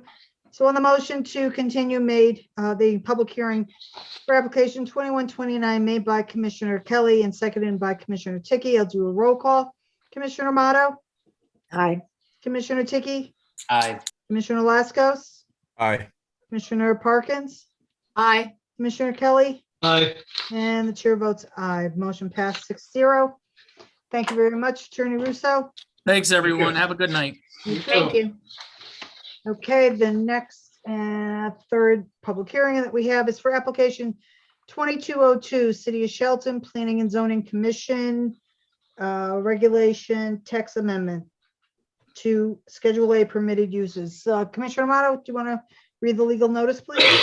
Sure. Initiation of application 22-02 regulations text amendments. City of Shelton for regulation text changes of Schedule A to the IA1 zone. All right. Related to the IA-1 and industrial zones, is that wasn't in there? No. Okay. All right, the agenda wording was just a little different, that's why. Hmm. Okay, thank you. Sorry. Okay. Yep, we're good. So this application was accepted for review on February 8th, 2022. Posted on the city's website is a zoning report, 3 maps, a standards chart, IA-1 text amendments, changes to schedules A and B, and drone footage of the area. Mr. Rossetti, were any other city reports, materials, or correspondence received within the time period that need to be acknowledged for the record? No. Okay, so, Mr. Rossetti, is Attorney Teed also joining us? He may be, I sent him a note. So, but when he comes on, we can acknowledge him at that time. Okay, so Mr. Rossetti, you want to start off? Sure. Just to preface, we are not going to go through this entire application tonight. This discussion will need to happen over a couple of different hearings. This is the first step of many. And so I think it's helpful to look at it kind of in 3 different chunks. First, we have the text changes to Schedule A, which we just heard Attorney Russo talk about. Those are our use standards. Then we have Schedule B, which are our lot standards. And then we have kind of in between those 2, we have additional changes that we may want to make to our general text, for which we'll get into, such as modifying site plan text, which are applicable to this industrial zone, the IA1 zone. And lastly, just the third big phase is to change the zoning for the properties commonly referred to as the Moss property and associated. So tonight, I would just like to begin the conversation on Schedule A and, kind of try and wrap things up around 8. And if we have time to touch on Schedule B, I will do so. But just wanted to get that out there. We are not going to cover everything. This is just to get the hearings open and begin a conversation with all of you. So the document that's titled rezoning of city-owned former Moss property and related parcels is not going to be something that we're going to review tonight. Let me take a look at which one. Because that, starting on page 3, talks about this following specific amendments are proposed. Correct. So that was a that's- report written by Mr. Panico. Mhm. Again, that's the end goal. We will get there. Yep, Alex, you might just want to preface it by that there was several meetings with the zoning subcommittee relative to what you're presenting tonight, so. there was- Correct. So and actually, Commissioner Parkins, when you were chair, there was a whole study done as well, and a report submitted to the city. Right, but under Elaine's heading up the zoning subcommittee, we've met several times and really discussed a lot of the issues with the zoning. So that all of our comments have been incorporated into what Alex is about to present. Great. Okay, Mr. Zeddy, floor is yours.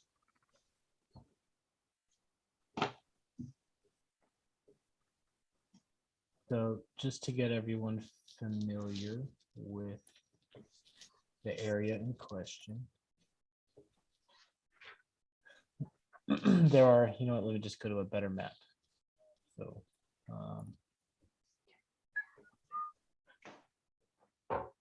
okay. All right. So these are the properties that we will ultimately be talking about. Here is Bridgeport Avenue. Here is the existing Constitution Boulevard driveway. And there will eventually be a road coming up through here, popping out way up off our screen by the dog park. So this is roughly the area. And I will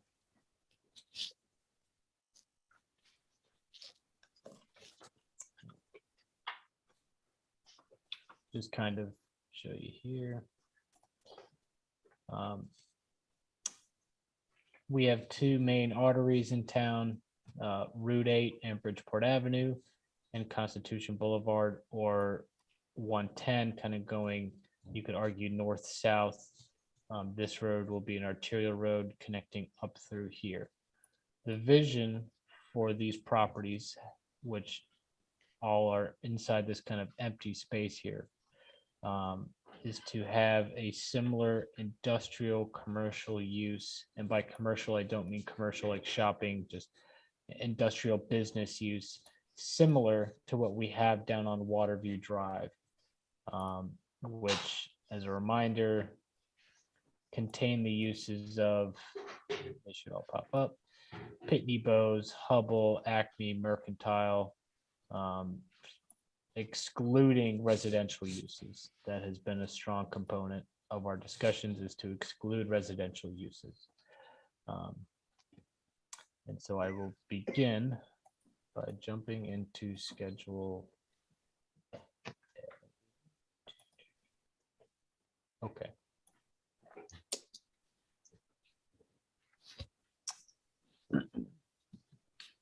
Schedule A, permitted uses.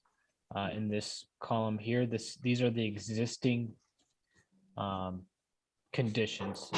And I'll back up for 1 second. The IA1 zone, the reason why we have selected the IA1 zone to use for this property is for the following reasons. One, the IA1 zone is not used anywhere else in town.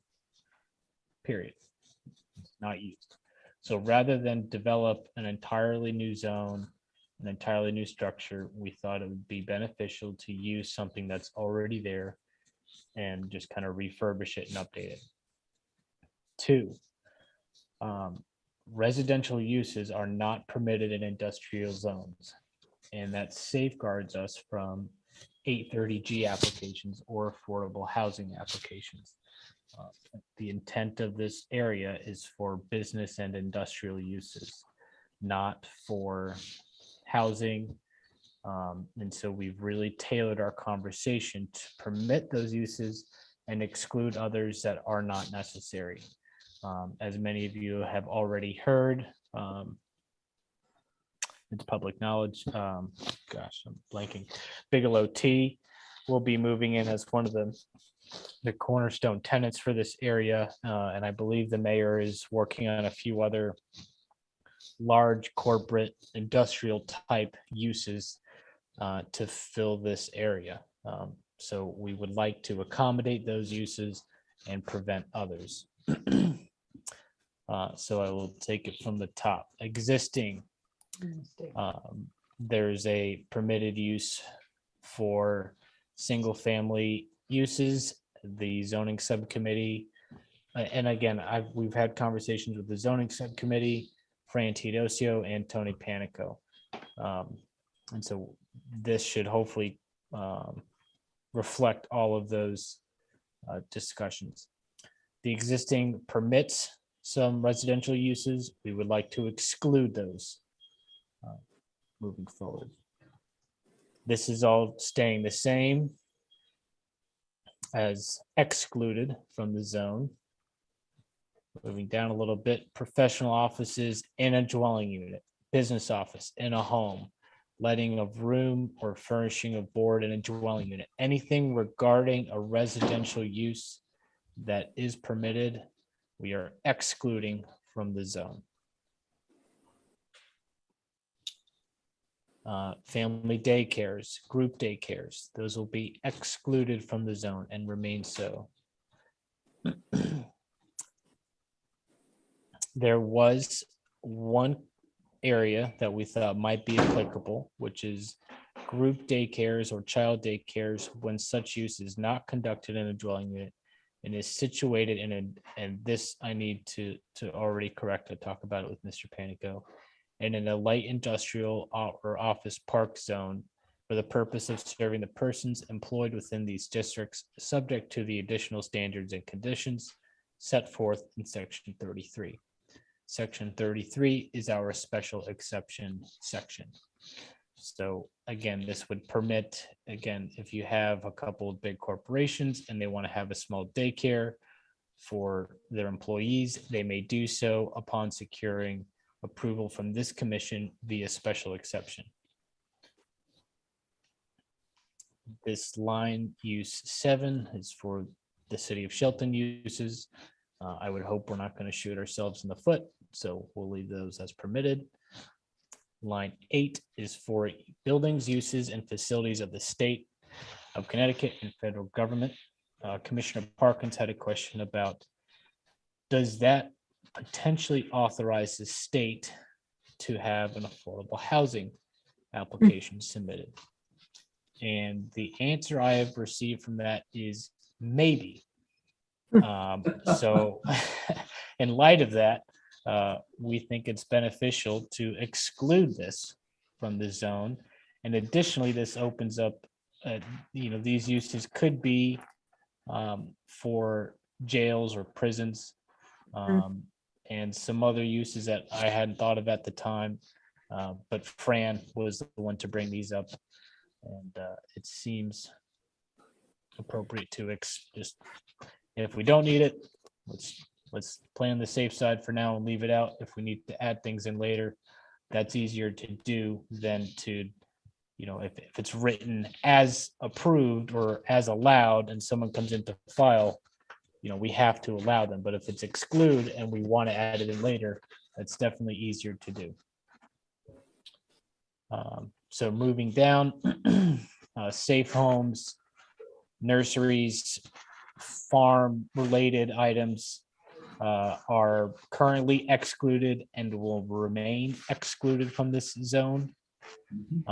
There are a couple items here for the stands, a farm stand and commercial nurseries. Those are allowed as site plans currently, but we will exclude those moving forward.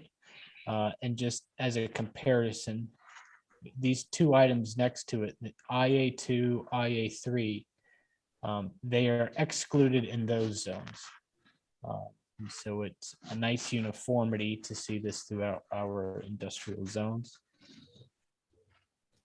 Nonprofits. Oops, sorry, did I skip down? I did not. Okay. Churches and places of worship and accessory parish halls. I remember a conversation with the zoning subcommittee where we talked about churches or schools related to religious entities. We decided that was not an appropriate area for such a use. And similar to line items 13B and 14. This just is not an appropriate location for schools, churches. It's not the intent of this zone.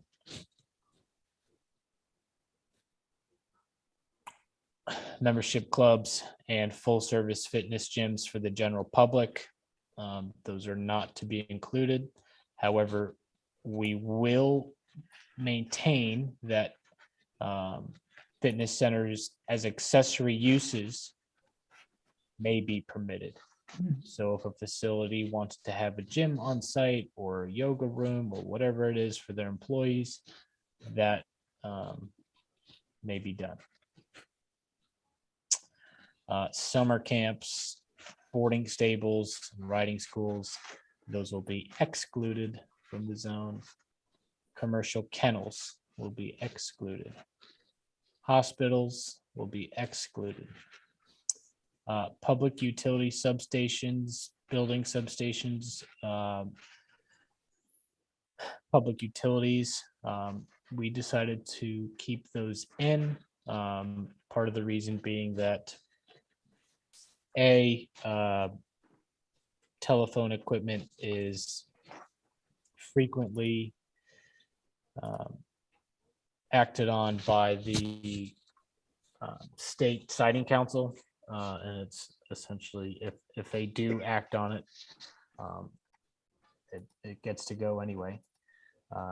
As for the other utilities or substations, depending on the type of facility that goes into this area, they may need to put a substation. So rather than create an issue, leave those in. Moving a little further down. Public utility plants such as a big sewer station, that is not intended. The items above are for sub service stations or for smaller telecommunications equipment, like what we frequently see on the tops of buildings. Line number 24, stores and buildings for retail, for what we see on Howe Avenue, Bridgeport Avenue, that is proposed to be excluded, but that does not exclude for example, a Timex from having a small retail store at their corporation, or if Bigelow has a little gift shop store at their location. That does not exclude that from occurring, because the primary use for either of those would be watch manufacturing and assembly and business offices, or assembling of tea products and blending and offices with an accessory use of a small retail store. That this is a mistake here, and that no, sorry, this is correct. You will see down below in line number 62 that accessory uses are permitted, which is what those small retail stores would fall under. Factory stores would be under 25, right? What was that, Tony?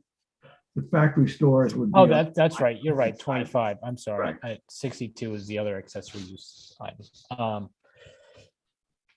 Adult oriented businesses. I don't think that applies here. Tony had a correction for me. These are the small stores that would be permitted on site. Businesses and professional offices would be allowed via special exception. Professional offices and limited offices occupying not more than 4,000 square feet would be permitted by special exception. Another line item, offices, buildings and professional establishments, provided that not more than 20% of the net rentable space up to a maximum of 5,000 square feet in any one building is occupied by those establishments rendering services. Basically, we wouldn't mind seeing office buildings up in the industrial park. That's fine. What we don't want to see is too much patient or medical type offices and things like that. We'll allow a little of it, but not wholesale medical buildings. Correct. So that would be as currently listed, permitted by a site plan. Banks and financial institutions, undertakers, indoor theaters and assembly halls, all would be excluded. Laundry, cleaning and dyeing plants excluded, hospitals excluded. And I will pause here just for a brief moment to talk about line items 34, 35, and what will likely be a 35A with correct spelling. The zoning subcommittee had, in our discussions, we had decided to exclude restaurants and other food service establishments, which is agreeable upon most parties. What we don't want to exclude is a cafeteria or a small food use within a larger corporate setting. And so Mr. Panico and myself have discussed adding a subline 35A for cafeteria and related food service establishments for, those persons within that district. And so at the end, I'm sure some of you will have questions. What I'd like you guys to think about is if you support that change or not. 36, 36A, 37 are all dealing with motor vehicle service stations, repair garages. We would like to exclude those items. Bowling alleys, indoor amusement centers, those would be excluded. This is an accessory amusement center, so if they want to have whatever it may be, a pool table or movie theater for their employees, they may do so with a special exception.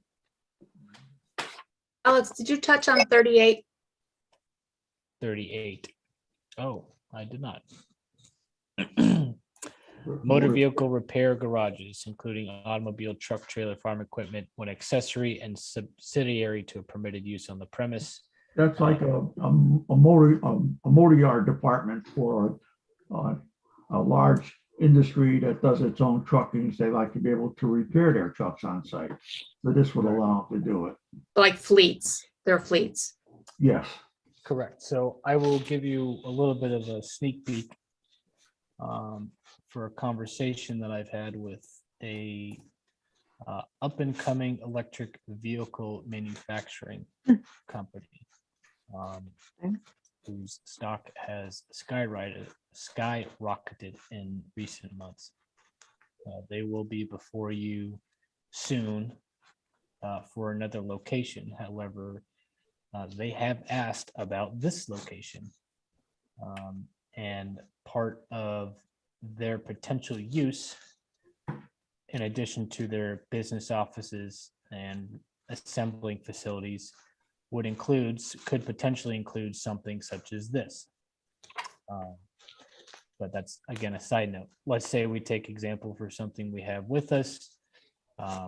We all know that Bigelow will be occupying this space. If Bigelow has their own delivery trucks, this would allow them to do that. This is not for public use or large scale commercial use. This is for that tenant to use to have this type of operation on site. Really accessory and subsidiary. Absolutely. Thank you, Ruth. Sorry, I missed that. Indoor amusement centers as an accessory, not more than 5% of the total floor area. Not an issue.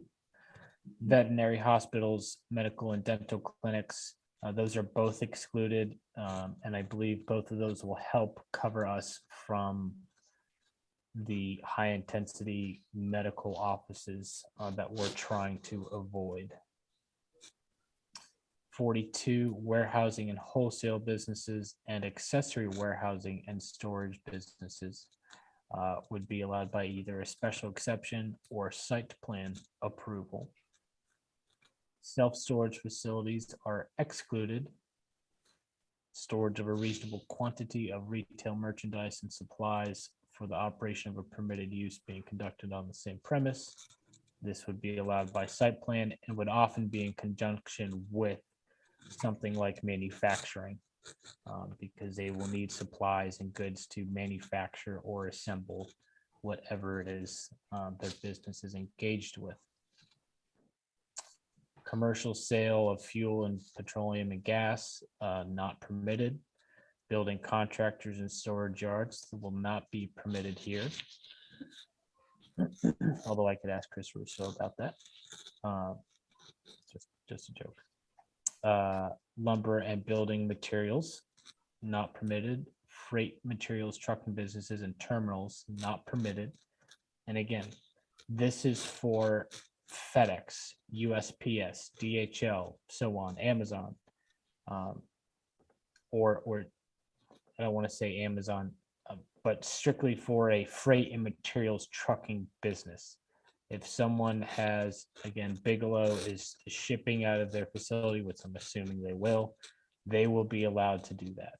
This does not exclude them from that. Bus passenger terminals excluded. And just what I touched on, freight materials trucking businesses, when accessory and subordinate to a permitted use on the same premise, that will be allowed via site plan because those are important uses for any industrial or manufacturing facility. Research laboratories permitted by site plan, manufacturing and processing of goods, Traditional industry, right? excluding processing of asphalt and earth materials permitted by site plan. Anything regarding manufacturing and assembling will be permitted by site plan.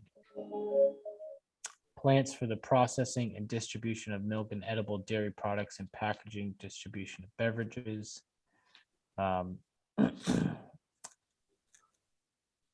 That will be left in and will probably need to remain left in for obvious reasons. I don't know if Bigelow is venturing into beverages per se, like you can buy a Snapple iced tea, but that may be applicable here.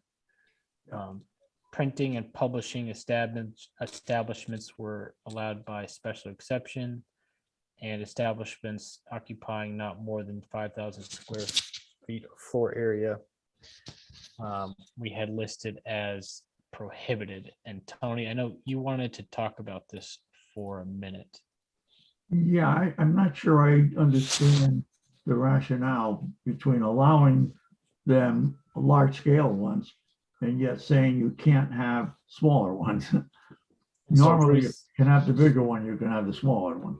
Ruth, I remember us having a conversation about this. So I think there's a difference between a large printing facility, such as a newspaper facility, versus a quick copy center that does graphics no. and that's sort of like a Minuteman press or something like that.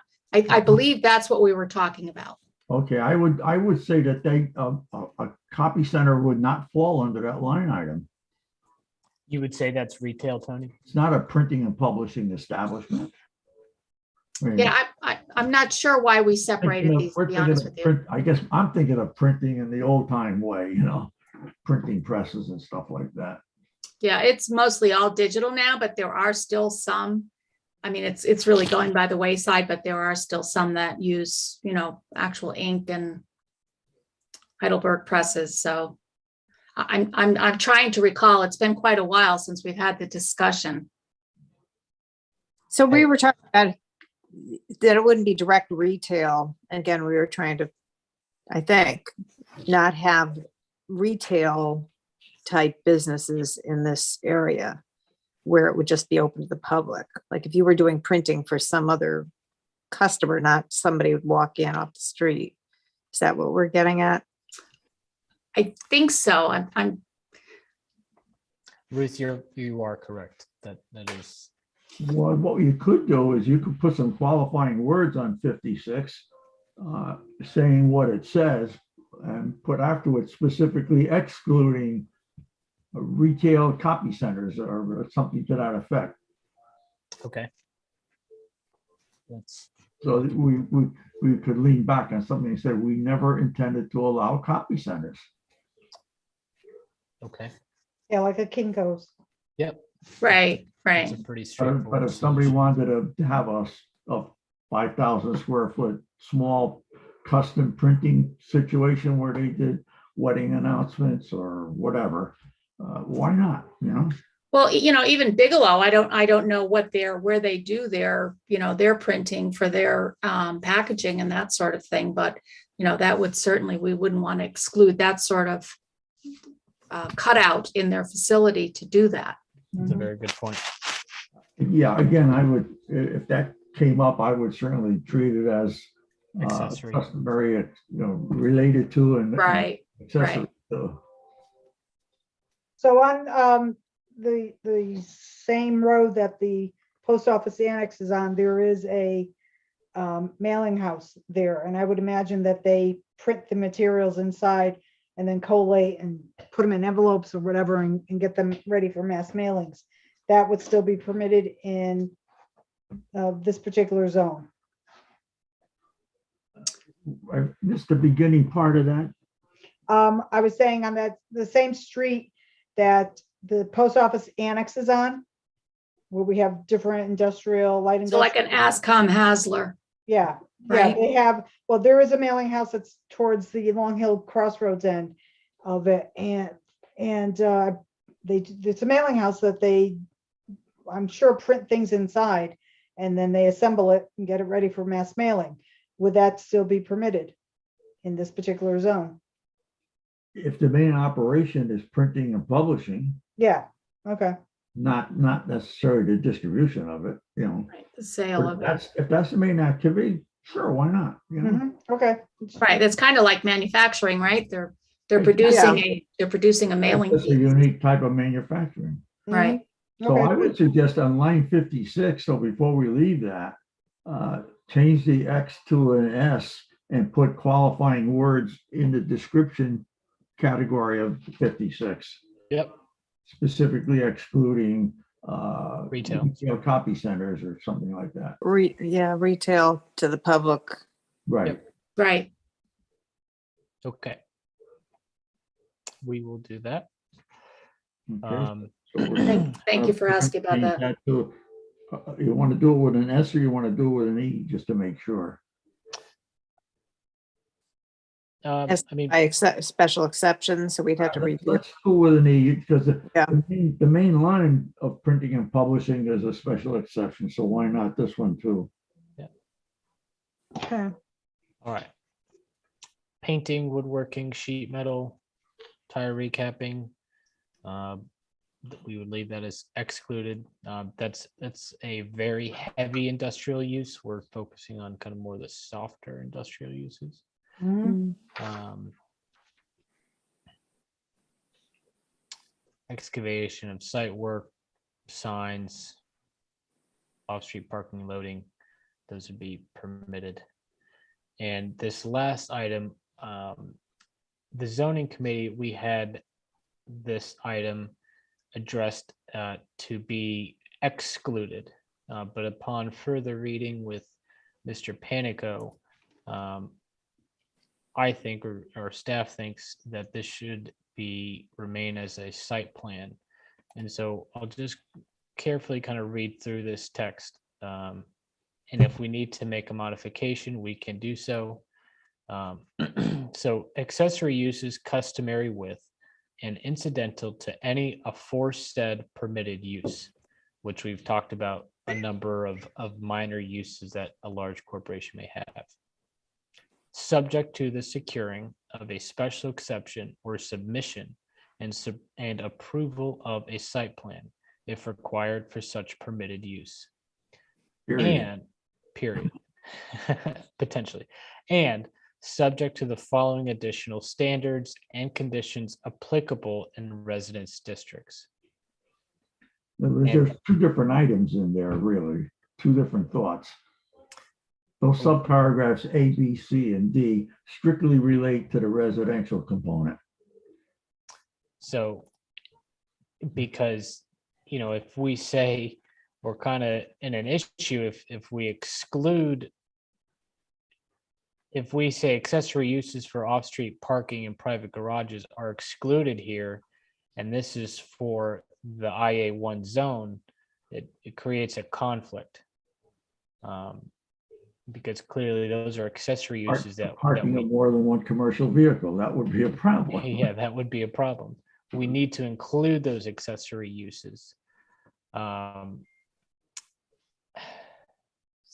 Tony might be able to explain a little bit better than I can. But I so, think the problem was that we have two thoughts in that paragraph, yeah, non-residential and the residential. And the residential, you have to be a little bit more careful. So there's 4 subparagraphs that go strictly applicable in residential districts.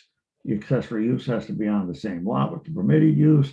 It can include certain things, except with respect to farming, et cetera. There's no more than one commercial vehicle, and it can't exceed 1.5 ton capacity.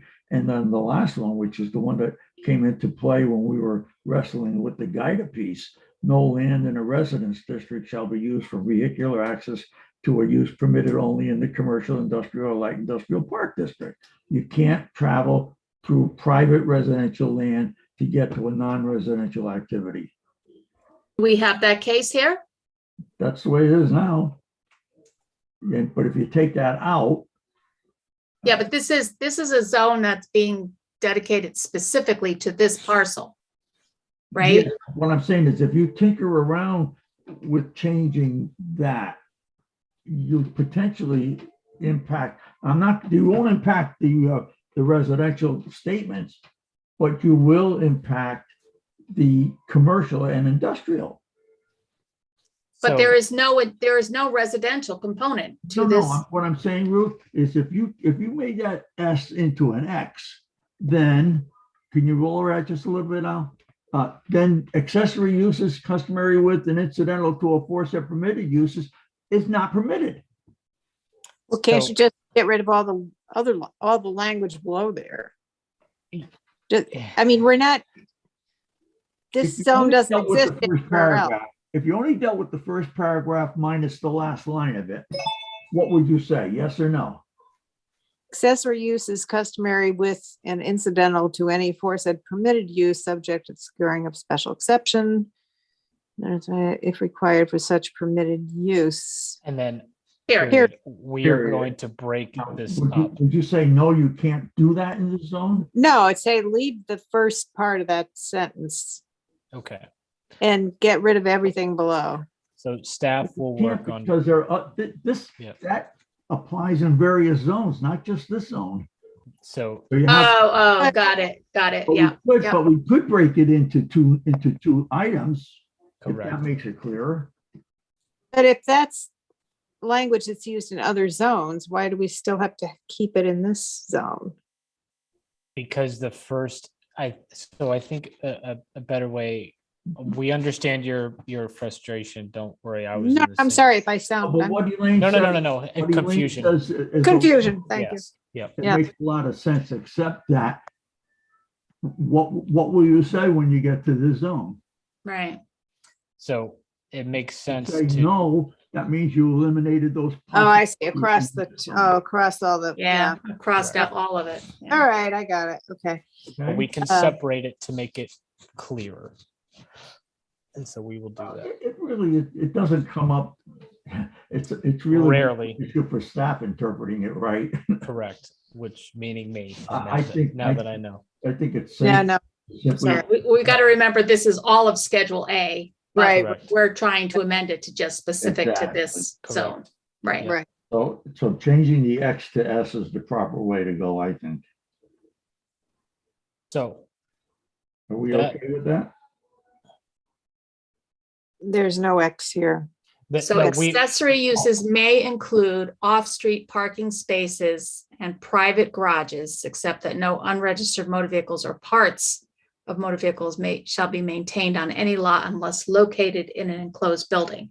So does that mean like if? No, that doesn't apply in the industrial zone. That's a residential use provision, Oh, okay. okay? This is confusing. Yeah, It is confusing. I understand that. we should have started here when we were fresh. We'll break it up. We'll break it up. Yeah, you into- need a 62 and a 63. I would say just for expediency though, I think I would leave it alone for the time being, simply make them an S. But as you know, Al, we're gonna have to go into these regulations one of these days and straighten a whole bunch of things out, and that'll be one of them. All right. Thank you. Now, before I will just quickly touch on Schedule B, before I go there, are there any comments that any commissioners would like to make? Yeah, it seems to me you left an open question that we passed over. Which one was that?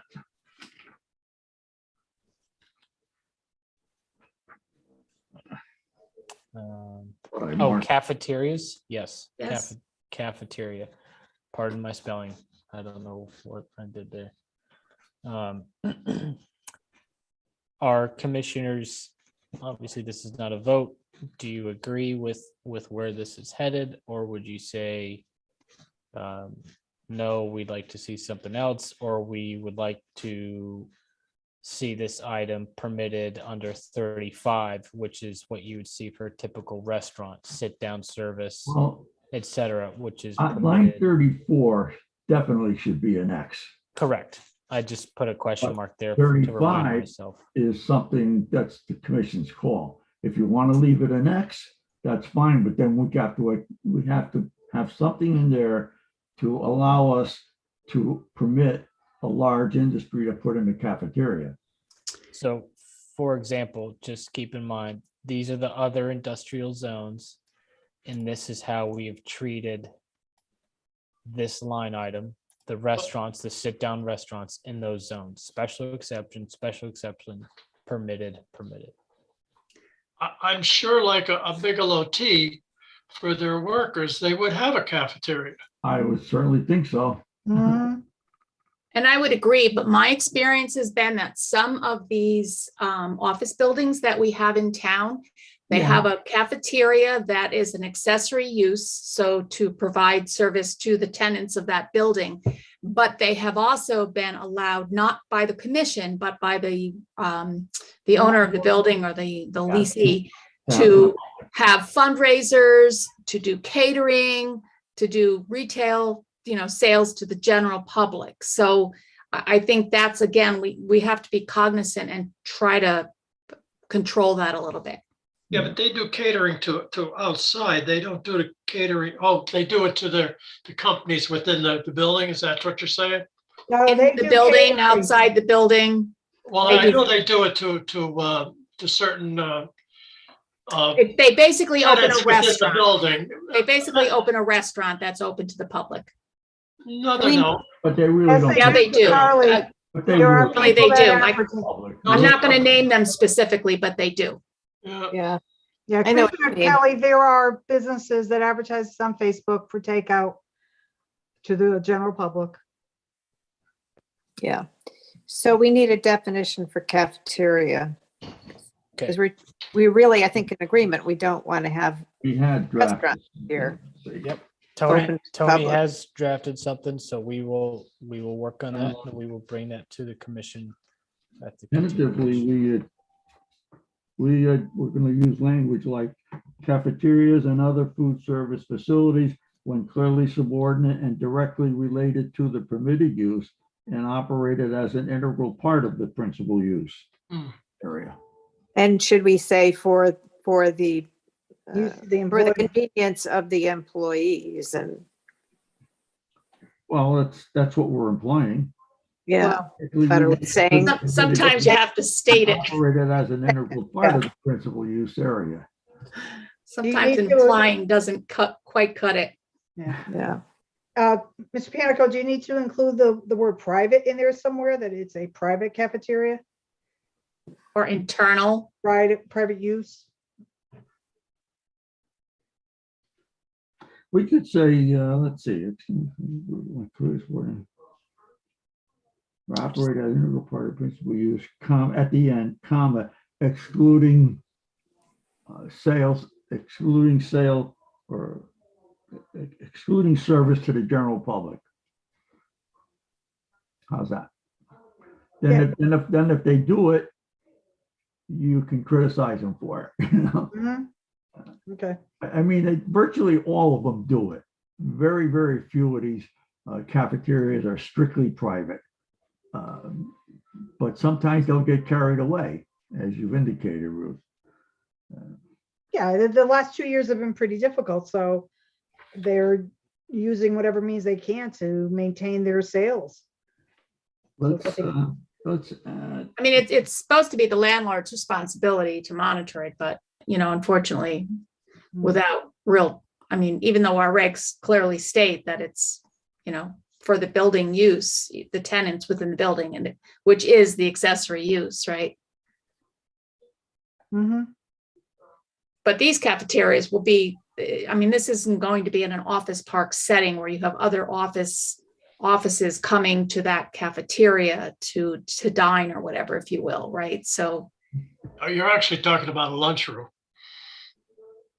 Yeah, no, you're talking about cafeteria, because If some we- place like Tetley that employs, hundreds of people, you've got a, cafeteria that serves them.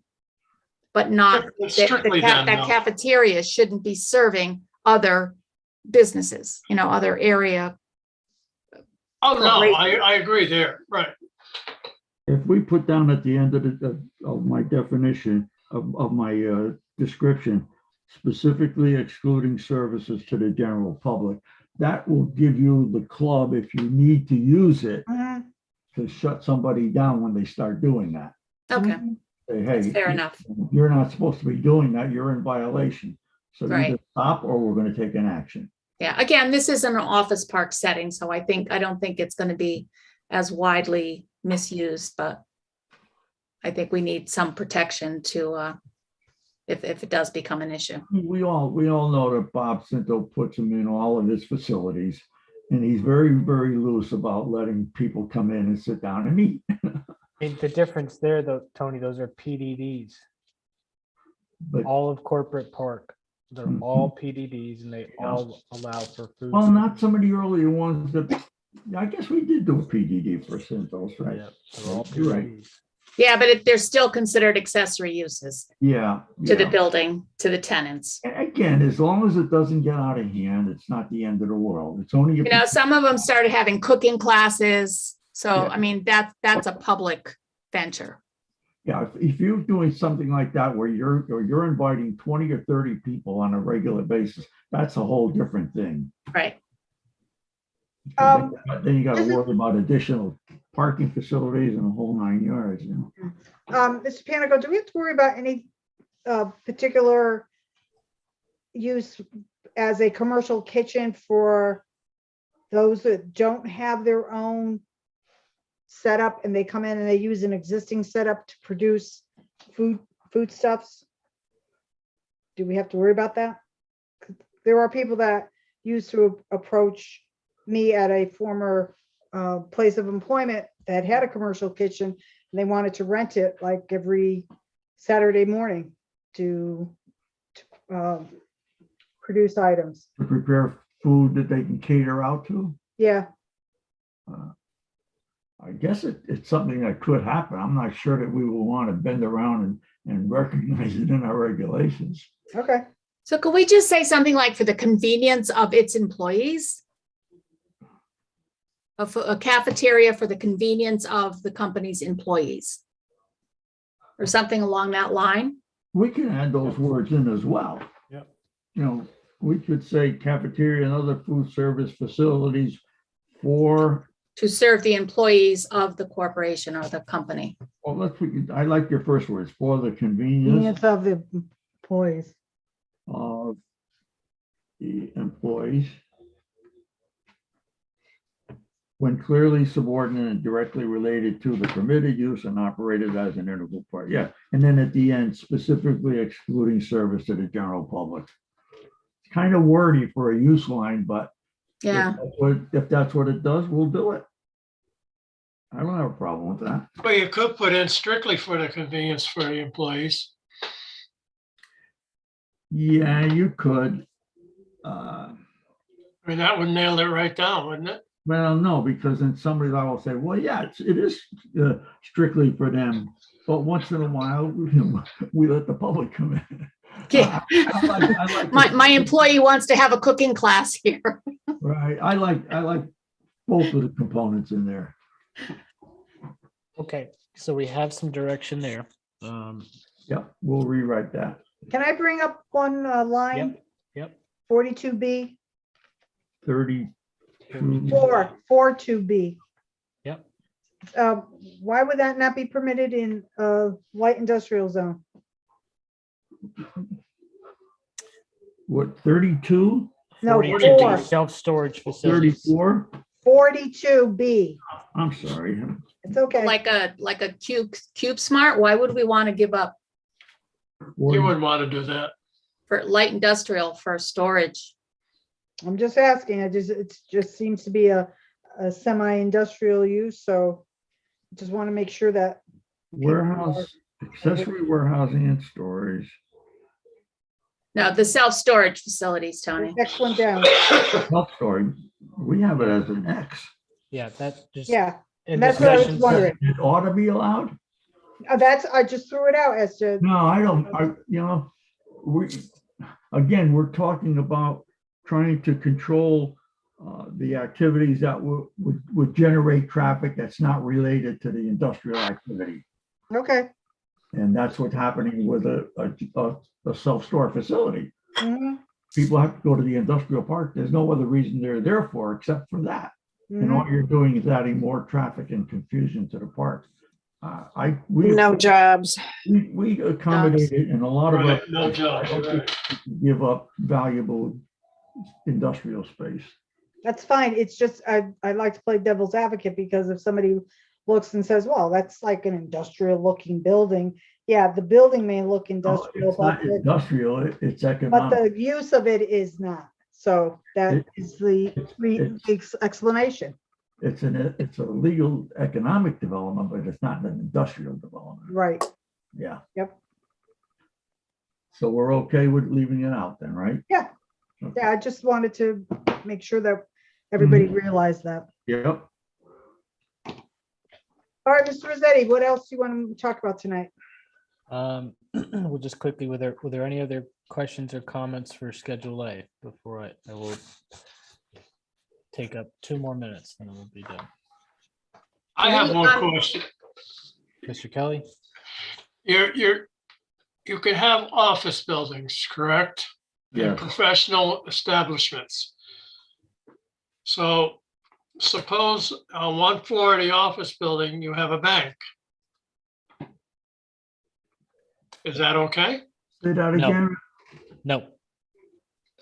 So this is what you would see at like the Webster Bank down on Howe Avenue. Is that the type of facility you're thinking of? No, well, for an example, if you had, say you had a computer center for a Yep. bank, UBS up the road. is that a yes or a no? So is it like, are you referring to UBS up the road, like the big data center there? Yeah, or something like that. I mean, there's other smaller data centers around.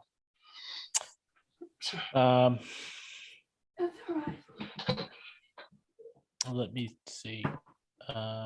What would the most applicable use for that be? Charlie, you lost me about what your question Yeah, is. it's not I don't think that refers to data centers, strictly to brick and Yeah. mortar banks. So it's not, and I think we talked about like if the company wanted to have an ATM, but I don't really see that that's addressed in here. I don't know No. why they would want to have an ATM, to be honest with you, but I know there is Yeah, one. most, just for convenience, I really think a lot of companies have that, just for convenience on an ATM. So Tony, Charlie's kind of,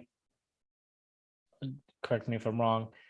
Are you familiar with the UBS down data center facility on the opposite end of Constitution Boulevard South. Yeah, I know where it I- is. I've seen it. Yeah, Tony, on Ivy Brook Road, there's a big facility. What would we classify this guy as? This big data center? Do you Isn't that recall? a data storage facility? Yes, how was that addressed? Was this a warehousing usage? No. I mean, I believe I know there's offices in here. It's But a I data don't, storage facility, right? yeah. So what line item, what use would this fall under? Okay. What line item? It's a data processing center, right? It's not a data storage. Is it? It's Storage. stored, well, It's yeah, probably they do, both. you have servers in there and they store their, Banking There- transactions. yeah, what they do during the day, yeah. I mean, you have a lot of computer centers where you have one backing the other one up in case one fails. Right. Those take a lot of power. Yeah, they do. You sure do. I used to That's why service a lot of them. they're one So of the do we biggest have, taxpayers. I know we restricted. No, no, well, it's the power coming into the building it would take and it takes. Yeah, any but they're gonna greater- need, if we put in any kind of large processing center then, or storage center, then they're gonna have to put in sub facilities, right? The electrical. No, they don't. They usually run their high voltage lines and then they go to transformers. Where they're not putting in any sub facilities, Charlie? No, No substations? no, they run right off the lines of the, your high volt, where you have 13,800 volts. So, I mean, and then you go to a transformer, it transforms it down to a normal voltage. And then you have generators, you have UPS systems, so on and so forth in there. So I don't know, I know a few already that are in Centos properties. Yeah, how about something like cryptocurrency? Yeah, You're talking massive amounts of electricity. Well, yeah, that line is getting very fuzzy between a financial institution and another type of facility. right. This is strictly data storage and your servers and whatnot. It looks like line 28 is the only one that refers to anything Well, having to do with I banking. would It's think not a financial somewhere in those institution, two- though. I know, I'm just saying that's. Right, Yeah. I think that we were referencing specifically brick and mortar banks. Right. Retail, yeah, retail to the public again. Which they're doing away with anyway, but we just wanted Yeah. to make sure that we didn't use up any industrial spot to put in a bank. Mhm. I don't. The retail bank What is is a computer center? Hang on. So the retail bank is excluded. Staff will work on a answer for you, Commissioner Kelly, and at the next hearing for this. Okay, We will have an answer for you. because that's that could happen. That's a good question, and we will Mhm. work on a solution for you. Other questions? They're good taxpayers because they have very expensive stuff in there. They Yep. sure do. Yep. Yeah, you're absolutely right. We like them. Other questions? And they don't have many Comments? people coming and going. Yep. Yeah. All right, if there aren't any more questions for Mr. Rossetti, if you want to move on, Mr. Rossetti, to Schedule B. Very quickly. I won't go into depth on this. I know we're getting late. I'll open it up to the public. This is Schedule B. If you have a moment before our next hearing, please take a gander. We've structured this the same as Schedule A. This is what's existing. This is what's proposed. Minimum lot area, 3 acres. Minimum dimensions of a square on a lot, 250. That way, we have a nice standard sized lot. We've reduced the lot frontage. That way, let's say if someone wants to have a lot up front here and then a lot in the back, they can have a roadway coming towards the back here and build out the back. They don't have to have 250 feet of frontage off of the road. But they still It's have like to an have, interior lot without having to have it as an interior lot. correct. Only need Um, 50 feet of frontage. Maximum height of the building, 60 feet. That's pretty standard. Setback from the street, 50 feet. Rear line, side line, 50 feet. The commission, the zoning subcommittee felt strongly about this setback from any residence boundary district Yeah, I of agree. 75 feet. And what's important to note is that only, and I will look up the percentage for next hearing, only a certain amount of this setback area may be used for parking. So it's not like, the building can be at the 75-foot mark and then they can pave all the way out 75 feet and have headlights into a residence area. That will not happen. At the very least, has to be a 30-foot landscape buffer. Correct, that plus more, and I will pull up more details for that at our next discussion for this. Maximum lot coverage, 30%, 15% is quite low.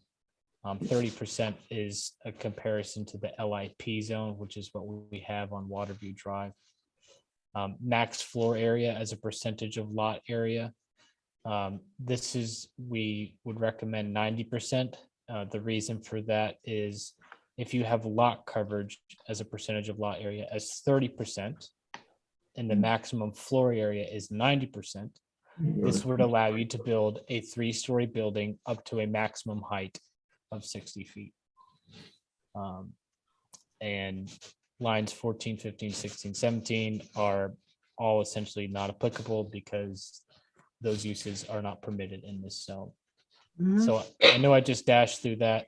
I will go into much further depth about the reasoning why the zoning subcommittee wanted to make these changes.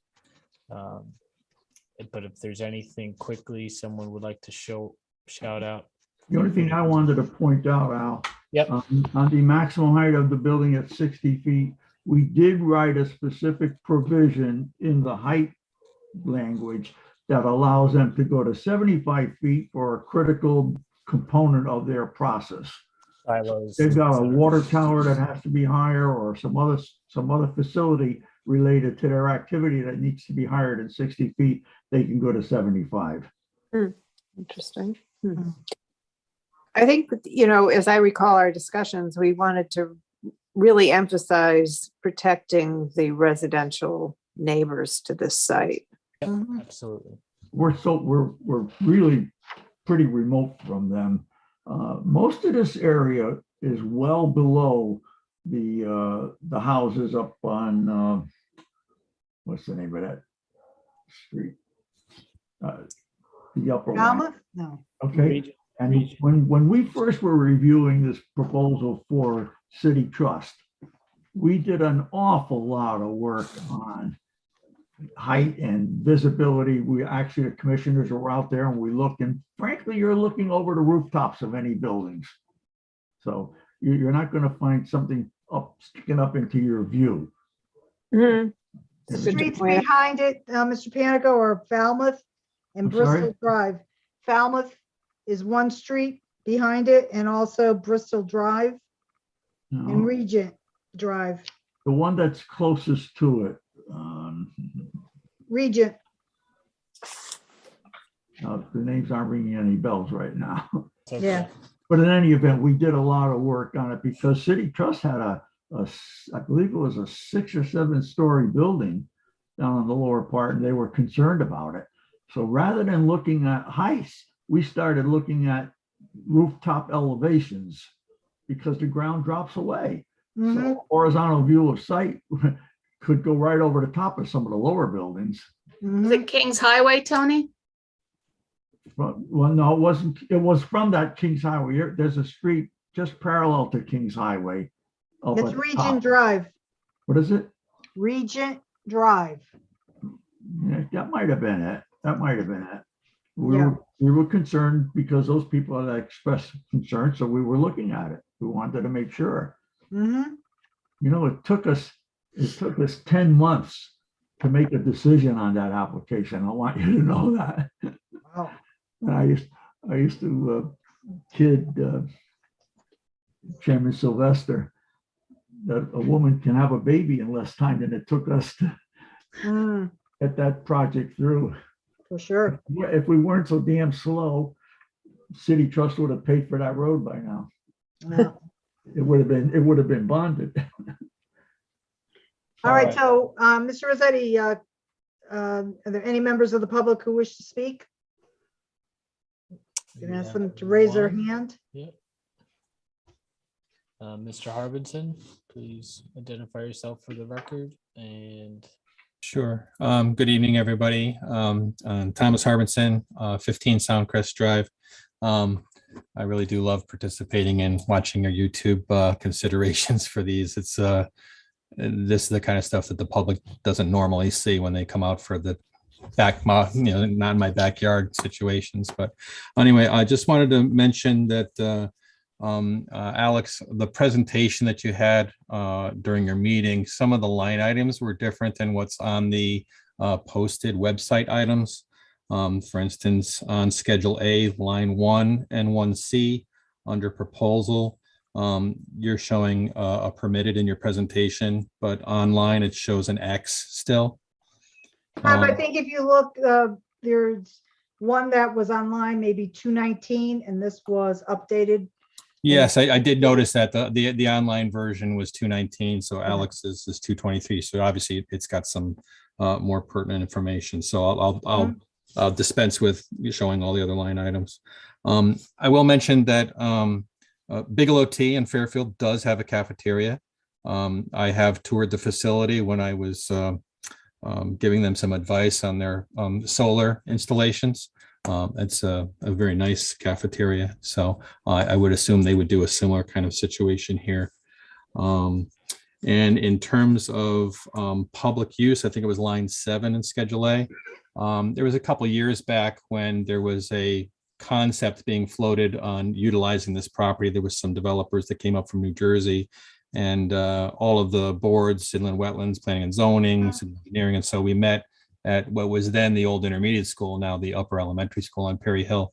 And there was a presentation being made, and one of the items was that they would be building the road, but also doing some sort of a firehouse or emergency responder facility that was close to the Route 8 corridor to help address issues that occur on Route 8 rather than coming from the Echo Hose location in downtown. So I'm glad to see that line 7 would be applicable to the entire property, obviously. The underline 5B, I think it was, regarding a printing establishment. In terms of the size or scale of a printing establishment, I will say my current employer typically uses Connor Printing at the White Hill Shopping Center for business cards and such. And so I can see how a small scale printing operation could be of service to tenants, not only in that location, but perhaps in the general region. So a small printing operation, while maybe not open in a FedEx Kinko style, that kind of thing would be important, I believe, because it serves my employer now. And in regards to server farms, there might be a little bit misunderstanding when you think of like the SBC or UBS having a server farm and being banking. A lot of these server farms, data server farms, and my degree is in computer technology. You may have Amazon Web Services, and they have a server farm, and they may be hosting editions of the New York Times or streaming Netflix videos. They slice and dice their server farm up to provide services of computer services for various clients. I think that is a very attractive addition to our grant list. As Tony referred to, they have very little demand on services, but they provide a lot of personal property tax due to their personal property within the facility. And in that regard, on your Schedule 2, in terms of percentage of lot area, thinking of the UBS facility, it uses a large percentage of the square footage of the lot. And I don't know if the Schedule B, I think it was 30%, if that could be considered to be different if there was something of a server farm nature in our Schedule A regulations. And with that, I thank you very much for allowing me to participate. Thank you so much, Mr. Harbinson. Just to note that time does fly, and that presentation that happened at the intermediate school was March 30th, 2004. Well, I'll do you one better. Since I've been cleaning my dad's office up, I found the letter where Mayor Francis Kelly recommended my dad to serve on the Conservation Commission in 1974. And I also have a zoning map that's from Tony Panico and Associates from, I think it's 1977, but it refers to 1966. So there are some people who also don't throw many records away. So Yes, that's right. thank you very much, everybody. We're gonna get that last one bronzed. Maybe I'll bring it in when you start talking about the area down on Long Hill Avenue with the zoning the situation down there. So anyway, I digress. Thank Okay. you. Anybody else from the public, Mr. Rossetti? Anyone else would like to comment? Please raise your hand on the Zoom feature. We do have a couple people. If you'd like to speak up, please click the raise your hand feature. Going once. Please raise your hand if you'd like to speak. Going twice. Okay. Is there a motion to close the public portion? Is there a I'll motion? make that motion. Okay, there's a motion to close the public portion from Commissioner Kelly for application 2202. Is there a second? Just a question. We're closing the public portion, but does that mean that they won't be able to speak at further? You know what? You're absolutely right. Thank you. Yeah, all right. This is just the first start in several meetings where we're Yes. having, okay. Right. I'm gonna withdraw that. So we'll just keep the public hearing open. Yeah, we are gonna keep it open. It was the public portion Right. section of it, but Yeah, we're gonna pull that out. Portion of comments tonight. Yes. Okay. I noticed that Attorney Tedosco has joined us. Was there any comments from Attorney Tedosco that we needed to hear? No, I just was interested in the discussion and the presentation, and you did wonderfully. Thank you very much, Attorney Tedosco. Okay, if there aren't any comments, questions, or concerns of staff for Mr. Rossetti, Mr. Panico. Is there anyone? Mr. Panico, did you have any final comments?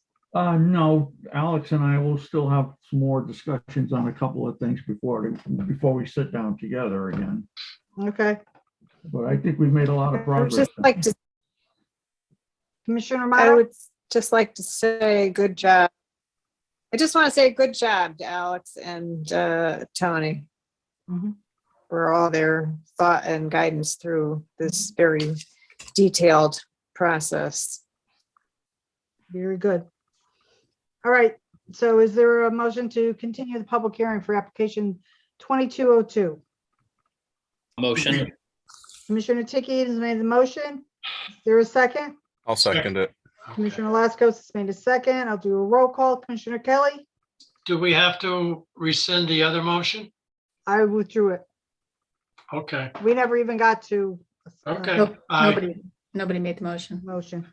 Okay, so Commissioner Kelly on this, aye, aye to continue. Commissioner Parkins, Aye. Commissioner Tiki, Aye. Commissioner Laskos, Aye. Commissioner Amato, Aye. and the chair votes aye. Motion passed 6-0.